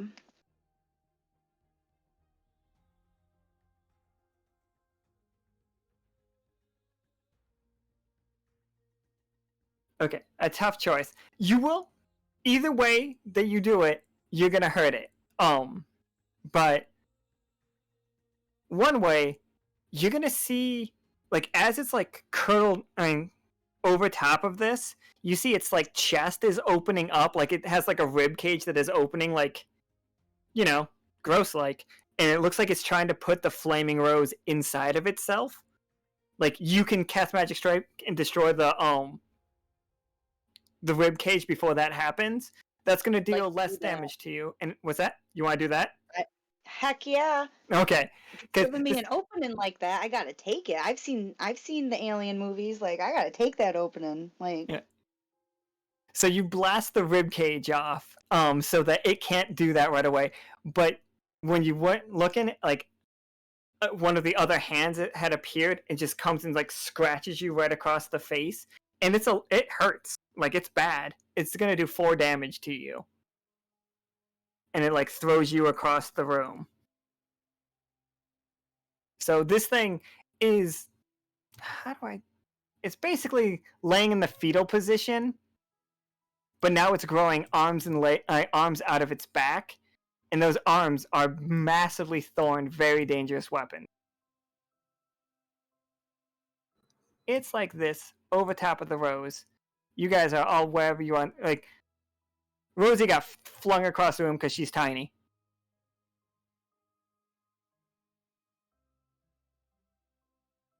Mushroom guy is like right next to it though. Like, Madge is like doing the best he can. Clovis or Arel, you guys got anything up? I'm trying to think of have you got any good spells, Clovis, by chance? I've only got swords. I guess I'll try and chop some of its arms off. Yeah, just swing at the arms specifically? Yeah. Okay, yeah. Go ahead, give me that roll. 6. Alright. So here's your tough choice. You can cut off all of the arms. So Iskra and Arel are in, like, for their roles, they are not at threat of being, like, the same thing that happened to Rosie can't happen to them. But you didn't watch your footing, and now it is slowly it is pulling you in. Like, your legs are tangled in, like, vines it put on the ground. Or, if you don't want that one, you can watch your footing, and you can get 2 of the arms, but it's got one last one that you just weren't able to get. But you don't take any damage from that one. I'll go with the second option. Second option, okay. So, like, you got 2 of them, and Arel, it's going to attack you right now with that third one. Okay, is Let's it hope. using any spells? It is not. It is just lashing out. So it's got a tough choice. And here's its tough choice for you. You see, like, it's going to attack you. And it's going to, like, hit you in the chest and, like, try to bind you up against this pillar. But in that moment, you can see a straight shot at the Rose. Do you have any ranged attacks? I don't have any attacks. Okay. Oh, you could use Magic Strike because it was just used. Like, I will give you the opportunity to use Rosie's Magic Strike, just copy exactly what she did, and hit the Rose. But it's gonna do 5 damage to you. That sounds like a plan. I'll get that casted. Alright? So you don't need to roll, like, that's just gonna happen. And it shudders again. Like, and you see 2 more rose petals fall to the ground. Should I take the EP off my thing? Yeah. You know what? Don't take the AP off. For some reason, it was free. Iskra, what's your plan? You can see, like, you see the rib cage thing was broken. It's not the straightest shot, but you can see the fiery heart thing. You can see the fiery rose. I'm going to move him so you can see it. It is right here. Okay. What happens if I hit 0 AP? If you hit 0 AP, nothing bad happens for you. You're still fine. Okay. Because I have a plan, but it would drain my AP.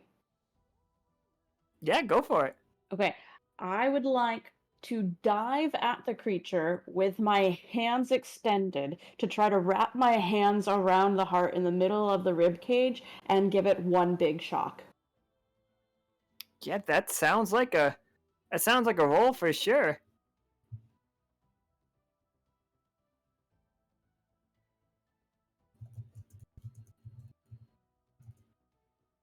All right. So, two things. Nika just asked me, have they healed at all because they had a no-heal bounty up. I totally forgot that you guys had a no-heal bounty up, and like the first thing Iskra did was heal the Quetzal worm, so that got burnt. And please refund the HP shots because like the shots don't make any sense for these guys to be using on each other yet, only because they don't know the crew. But that's okay, Poppin. I'm sorry, everybody. I'm talking to the chat. With a 7, what's this look like? All right, I'm gonna make it a big gamble for you, Iskra. Okay. You can jump in and do that lightning shock on the Rose. It's already gonna hit you for 4. Like you're gonna take 4 damage to get that attack. Like if you want to do an additional 4, and if you want to do the shock damage one more time, I'm going to roll against you. And this is like, you don't have to make another roll, but whatever my roll is it attacking you? And that might, like, it could do a total of 8 damage to you. 8 more damage, I mean. Yeah, I haven't taken any damage yet, so I'm at a full 12. But And if I take I can take the initial 4, but if you take another 8, then... Yeah, that 8 is me rolling a 20, by the way. I need to get a 20, and I'll do 8 damage to you. A success is going to do 4 damage to you. I'm just giving you the cold, hard numbers on this one. Okay. So I can either do it once or do it twice. Yes. I'm going to do it twice. All right. Give me 1 second. Ooh. I was typing in the wrong thing. All right. Roll 1d20. All right. So it, like, as you go in and you get that attack in, you see the thorns like coming through, but you're going to take an additional 4 damage, so a total of 8 damage, but it misses all of your vital organs. Like, you see them like they're piercing through your skin and like they're cutting your clothes up pretty bad. But you are able to just shock the hell out of this rose, and like you guys see the last petals falling off of it and like the flames like going out, and immediately the smell of brimstone starts to fade, and like you start seeing the roses in this area in the catacombs start like wilting away, and like Rosie's down from the wall and Arel's no longer on the sorry, shield charm does work the same. Like Kawari like made a thing about it. Like the reason that the first shield charm for like the mushroom was fine. But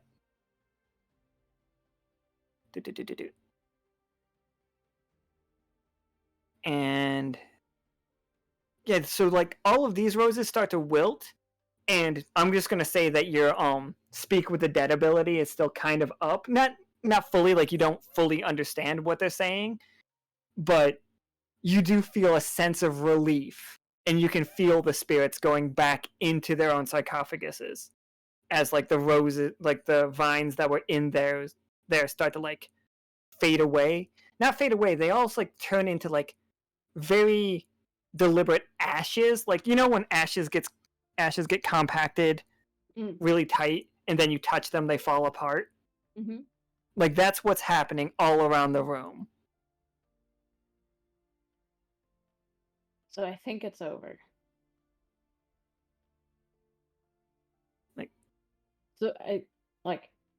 Let's get out of the catacombs. It's over. I mean, I agree. Would it not be best to just take 5 more minutes to make sure everything's gone? I mean, that's up to you guys. I'm down for a 5-minute rest because I hurt. Because I can definitely... There's something cooking in this place. And I want it. 1 second. Alright, Arel, can you give me a 20-sider? On it, Chief. Oh, refund the shield, please, Nika. Sorry. So an 8. You see the stem of that rose sitting on the ground right there. You can reach out and take it. Like, so the two options are you miss it, or you can reach out and take it. Like I'm gonna take it. all right. So when you touch it, like, and it go like it's in your hand, this will function very similar to like any magical wand, and it will also boost the effect of of any spell cast with it, but it increases the amount of AP for any spell used with this as a conduit by 2. But whatever you roll, you take the next level up on it. Interesting. Except for it can't make things a crit. But like if you roll a tough choice with it, it's a success. If you roll a failure with it, it's a tough choice. But if you roll a 1, it's still a 1, and if you roll it won't make things a crit. If I rolled a crit, I'm guessing it's just still a crit. It's still a crit, but we can make it fancy. I like this. But like you feel it, like one of the maybe you don't. With an 8, your tough choice thing is you didn't feel when that thorn pricked your thumb. When the thorn of it pricked your thumb. When you picked it up. You didn't feel it. My immediate fault is the grass sword from Adventure Time, but more wizardy. Yeah, I mean, kind of. You guys, Madge is just like swinging his sword at any of the vines, like breaking all of the ashes. I mean, little buddy, I probably wouldn't smash the ashes if this is a catacombs. Let the dead die. He sheaths his sword. He's just like, I've done great work here.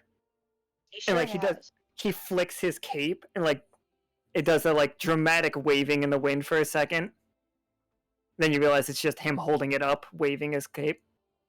I'm gonna weave Homeboy a little crown made out of whatever vines are left from these dead ass roses as a trophy of his accomplishment today in these catacombs. And I'm gonna place it upon his little mushroom head.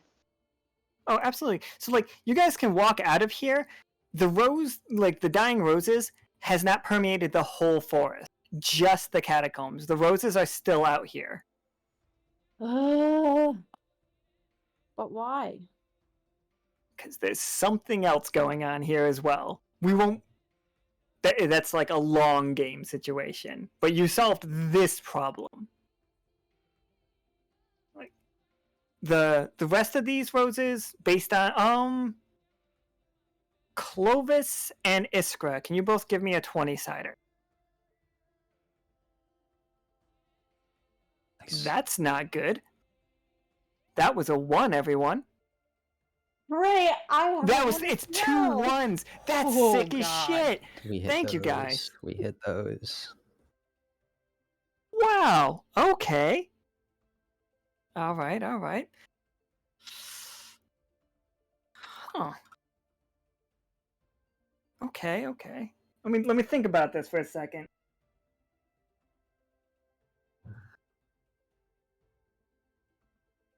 Okay, so you guys have left these woods, or like have like are walking away, and nothing else is weird. Iskra's still like pretty fucked up, and like you can feel a calmness in the woods, Iskra. Like you can feel the fact that the Tetzelworm has like calmed down a little bit. Like the forest has returned to normal forest noises, no more like eerie silence, no more like screaming beasts. Mm-hmm. And it's just like, you guys can continue on. Like, this is where you guys all realize that you were heading out for the same, like, chasing basically the same rumors. Like Iskra can explain that, like, she met a penguin dude, and, like, that's weird. And, Arel's just, like, seeking out that magic, and Clovis is, like, some kind of technology you heard about. And Rosie's just like, have you heard about that stadium? As you guys are all walking out, like, heading towards the city, like the city that you have heard about but never actually like seen yet. Okay. So I say that we stay teamed up because we make a pretty good team. And I feel I like agree. if the roses are a problem, we're gonna need more help. I I agree. saw this little penguin dude try to come into the forest earlier. I think he may be from this city. I think we should go into the city and try to find more help. Okay. Good. And the city's Silver Thimble. The city is the Silver Thimble. Okay. I agree. I think we should venture to the Silver Thimble and see what we can find out about these roses. See if anybody knows where they came from, when it all started. Yeah, I feel And like I've reached the limit of my knowledge in the woods that I'm gonna need more help. so you I'm guys always down for an adventure. continuing your travel through, and like it starts to become more and more hospitable. Like this part of it is just at the edge of it, and this little bridge was made by the people of Holt. So you know that you are close to like the otter people. It's like, oh, okay, then you know you can get a boat to the Silver Thimble because everybody knows the otter. The otters trade with everyone in the world, like literally everyone. They go to all the sides of the world to do trading. Don't worry, we're not going to actually see them yet. Holding off on them for a little bit, but let's talk about those ones. This would be a thing that, if this as a show, think of it this way: like you see, like the people on in screen. Sorry, you guys aren't here. On screen would be seeing this. Like, there's an even worse looking rose now. That is not just like in its eye. You can tell that A, this is malevolent. B, remember when I was talking that the Tatzelworm fights dragons? Mm-hmm. This kind of looks like a dragon, like embryo, not embryo, but like inside the egg, but not like as it's about to break out of. Like this rose is itself an egg, and there's a big thing forming in there. Wait, so the rose is an incubator? This one is, yes. And it's just like you can see like the people watching, like as players, we can see it like beating like a heart. And like it's like opens one single eye and it's fucking evil as shit. But then as you guys are continuing through, for Clovis's one, because that was Iskra's one. Clovis, your one is we look at the hand leaves that are appearing, and one of them starts like reaching out, and all the vines are wrapping into one giant hand. And then you start to see another hand form and pushing itself up. There's another new creature added to the game. So those two ones just added two really big bads, for the record. For us to deal with right now? No. That's don't worry about it. But let's put you guys here where we started this thing. So you guys get out, and you're all like outside of the forest. Iskra, how long has it been since your character left the forest? Didn't we just leave the forest? No, I mean like, have you lived your whole life in the forest? Yes. Okay, so yes, like, and I am 327 years old. that's a long time without leaving the forest. Like, yes. Two things. The air feels super weird out here. Because it's just like you're outside of magic. Arel, you notice two things. A, like this side of the world is significantly less magical than your side of the world. The grass, it feels so mundane. It's grass. Ugh. And like the air just, it feels stuffy on this side. Like, it's still beautiful. Like, you have this giant river ahead of you, and it's just like flowing, just. And then like all like it's flowing, it's beautiful in its own way, but it's not like the colors on this side are muted. Leave that bit of a magical touch still. It's just like it's In Clovis, like this side to you, all of the plants are kind of right, but they're tiny compared to your side of the world. Like you're used to plants that are taller than you, and like you're 10 feet tall, but you're used to trees that are like redwood, and these trees are just trees. Like you're taller than some of these. It's weird. And like you see what is a version of creatures from your side, but it's just it's a rabbit. But for you, a rabbit would be something big enough that you could ride. And then yeah, you could ride, like that's how big they are where he's from. And then you see this giant ship, and it's a ship unlike anything that I guess Rosie has probably seen like this level of technology before. It is just an iron ship going down the river, and like on the ship, like there are people like looking out at you, especially looking at Clovis being huge, and some of them are waving at you. Oh, I'm gonna wave back. What's up, Yeah. guys? And it's just like, hello! And it's like, yeah, I'll do a timid wave, seeing as how I've never. yeah, so like this ship is huge. On the side of it, all of you can read the normal language. It just says the exclamation point as like the title of the ship.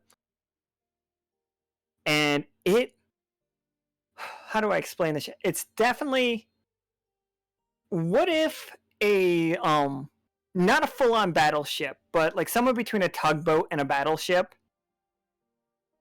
was made by people from Las Vegas.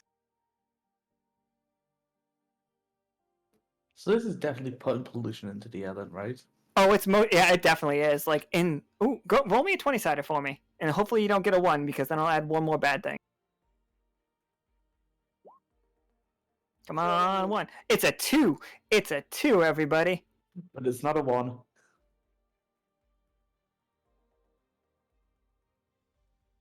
Okay.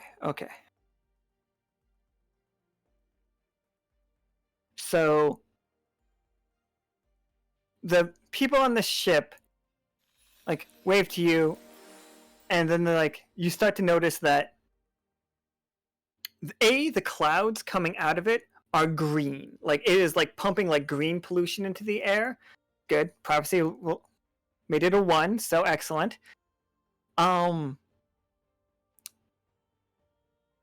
You see, not spray painted, but painted on the side of this ship is a face.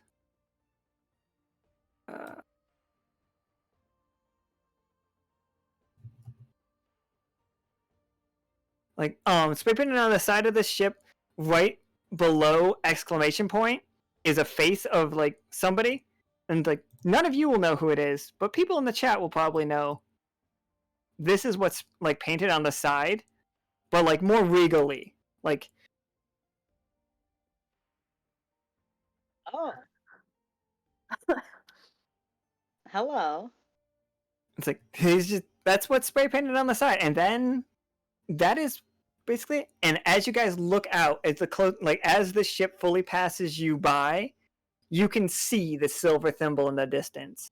It's just this tall building, and like it's like not tall building, like city with very tall buildings, and these one magnificent tree that Arel, you can sense it from here. That is magic of a completely different kind.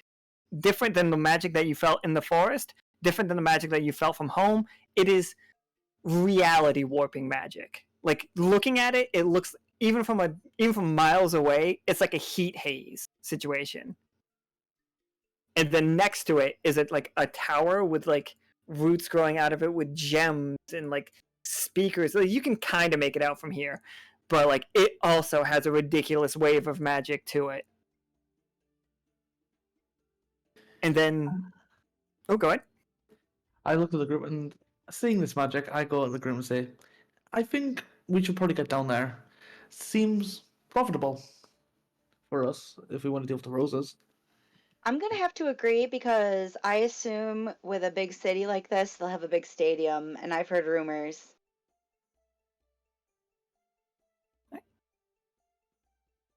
Stadium does mean bodies we can throw at the roses. Oh, Iskra, sorry, one more thing. Iskra, Yeah. based on that one, can you roll me one more 20-sider? Okay. I'm sorry. Alright, so at 18, the cloud of green smoke that was coming out of that ship. With an 18, it's a full success, so I'm going to give it to you. Whatever they were burning to power that ship, came from your forest. Rude. Like, Mhm. they have repurposed the magic of the woods. Okay. So there's more than just roses attacking these woods. They're now using our resources for their own benefit without asking. So now we're going to have to figure out where that ship's going. Yeah, and like you can, with an 18, you're able to put the pieces together. The Ketzelworm has been fighting people coming into the woods. They have been chopping down the woods. Like, he's been dealing with that, but he's been so overworked by the roses, and like it seems like a attack from all sides on those woods. Is the ship associated with the city? It is not associated. You don't know. They have a technology beyond you, so it would be a good point to ask. But we're actually going to end today's game there, by the way. As you guys are like, an otter is pulling up on a riverboat, ready to give you all passage to that city. The otter's boats use like just oars. They don't use like this technology. But he is happy to like take you guys over there. And from that point on, we're just gonna like allow you all to join the crew, help out, join games in the future for sure. So like you're all going to be in there. If you would like to roleplay your arrival in the Discord, perfectly great. Love to see it. You guys don't have to though. We can just like fast forward that if you're not into text-based role playing. And like, so whenever you see a game open, you guys can sign up for it. And we're going to start putting you guys in games in the future, by the way, as well. Wonderful. Okay, cool. Oh, wait, did he That hear it? sounds great. Thank you. I have a quick question. Yeah, go for it. Is Madge still with us? Madge is definitely still with you. Madge wants to be on Okay. adventures. I only want to roll in the future with my homie. If my homie's kicking it, I'm kicking it too. Never play a game without Madge. He's my buddy. Madge is just our group, he's our group mascot. That's right. He's our sidekick. He's like, I was gonna say Scrappy Doo, but Scrappy Doo's kind of annoying. So he's like the unannoying version of Scrappy Doo in our Mystery Inc. gang. He's like our Meowth. Yeah. I mean, I was Yeah, getting yeah, more, yeah. I was getting more baby Groot vibes, but I could see that. yeah. But he's just permanently attached to you now. He's precious. He's our buddy. So that is it. Also, I did see the fact that the 777 card got played, so everybody gets 10 coins. That is, Prophecy got the treasure map game. All right, we will add that. That will probably be. We do have 2 free games, so we can try to add that to later this month for you, Prophecy. Prophecy of Zero is come on.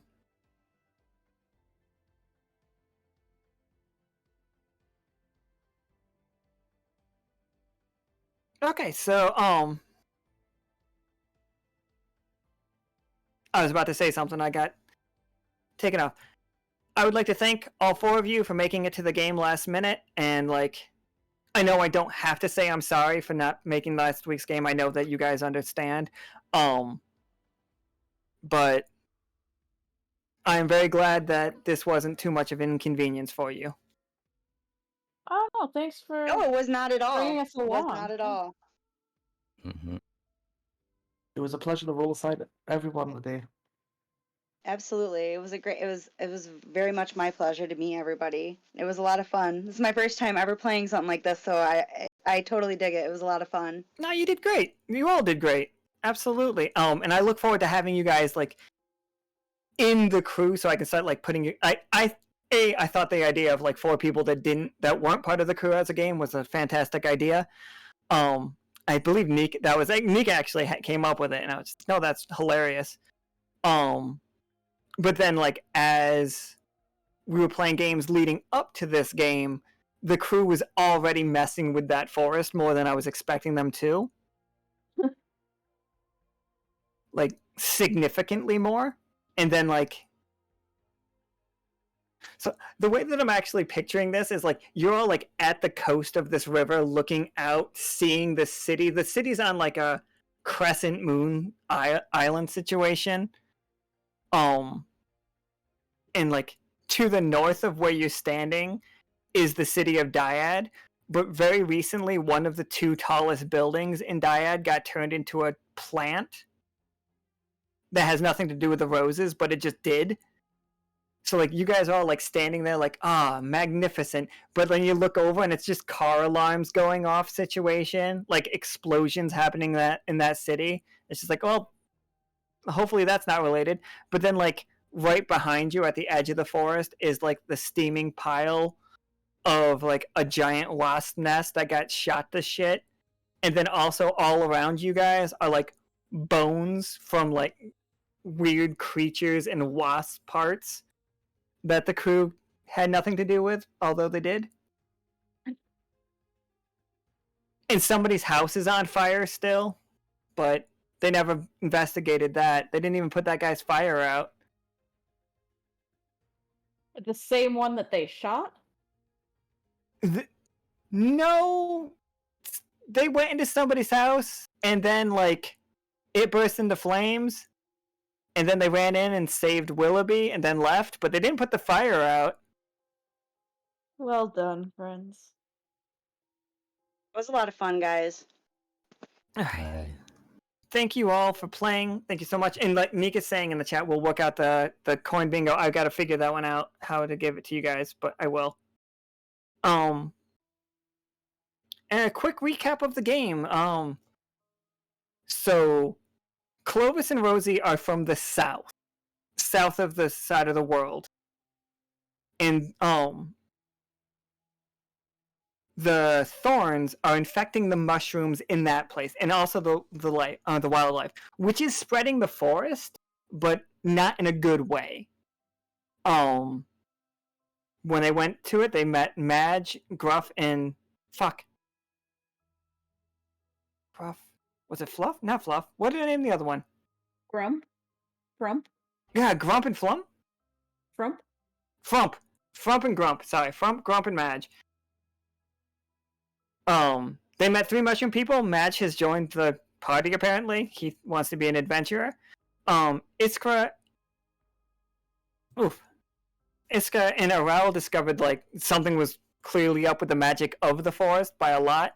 You guys did save the Ketzelworm, but you did also notice that the thorns can hurt the Ketzelworm, which is like the only thing that's ever happened to hurt it. You guys like did a salad for the Tetzelworm and like cleared out the catacombs, but you were unable to discover who like walked in there. Somebody set up that spell, by the way. That was definitely somebody setting up a spell. That rose was a spell. But don't worry about it, it's over now. But somebody got in and out of the woods without Iskra knowing or any of your people knowing. And not even the tassel worm knew about it. But you did stop that. You put the creatures down there back to rest, which is fine and good. And then you guys left. You saw a boat going down, and nope, don't worry about the 2 1s, the 3 1s in a row. That's fine. That's fine. It's fine. The boat was ran by who we know as Quackers or Tom Honks, both of them of what they've named him. And it was called the Exclamation Point. But Tom Honks wasn't on the ship, just it was his ship. But yeah. And now you 4 get to join the crew. And like if you want to. You don't have to. But assuming that's how the game goes. To continue playing. Yeah. And I look forward to seeing you 4 in the future. It was very fun. This was Thank great. you You were a so great much. DM. I had a lot of fun. Thank you for today's My mind was session. just going. I'm glad. You guys all did great. You did Yeah, a good we'll job, do it. too. We will do it again. We will do it again. Probably not the same 4, but there's the chance we'll see the exact same 4 in another game. I don't see why not. That's okay. I'm gonna officially name our group the Breakfast Club. Because we ate breakfast snacks together. Just Clovis like walks away from the group and just thrusts one arm in the air. That's what I'm imagining right now. Don't you You're reading my mind, sir. forget Read my about me. mind. Wait, So- who's Molly Ringwald? Mm, No, it has to be Rosie. Rosie looks like. No. Is you both look a little like you could be the other character, which I cannot remember her name. I've literally never seen her it. name's Claire. Who eats Captain Crunch with pixie sticks on a sandwich? Who did that as their sandwich? Yeah, that's Basket Case. That's what the frick is her name? It's Ali Sheedy. I can't remember her name for some reason. Right. So I think this this is a heads weekend. up for all of you guys. Now you are like officially there, so you can sign up for any of the open call games from this point on. There will be a few of those this month. It's official. It's official. We got badges. I mean, technically, yeah. Gosh, shit. It's like for real now. Next time we get to a session all together, we'll have to call it the Breakfast Club Do Brunch. Oh, that'd be amazing. Ridiculous. So this weekend we have a game on Friday, which starts at 7, because we're playing that with. We got Bammon again, and we're also going to see more of Katori. Ento's in that game as well, and Vatna. And then we have games all weekend. Yeah, so we have the game Gold on Friday with the late start because of Bammon. Then Fight For Me on Saturday the 4th, which is the game that finally Marcus supposedly is going to play. He's scheduled to play. He's on the list to play. It's on. He's the reason it's being played on that day. So if Marcus doesn't show up, bully him. But I will. I will bully that. I will bully that man so hard. So that's Lore and Pim and Marcus, whose character officially has been named Sunscream.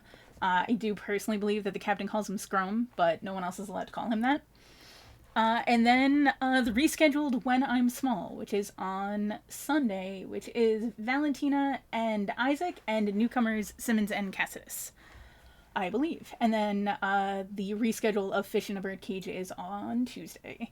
So the new schedule is up as it sits right now, but there is more stuff that's going to be added on it. But this is everything that I manually scheduled you guys for. So we said this month that we were going to try where I just put you in stuff, which we did, but there will be some games you guys can just randomly sign up about. Probably like tonight, tomorrow, you guys will see that. We're going to do ranked choice, I guess, for the waitlist for everything else, I think. That is my thought on that. I'm excited. That's everything. I think that's everything. I think that's everything too, and I have to go to the bathroom so bad.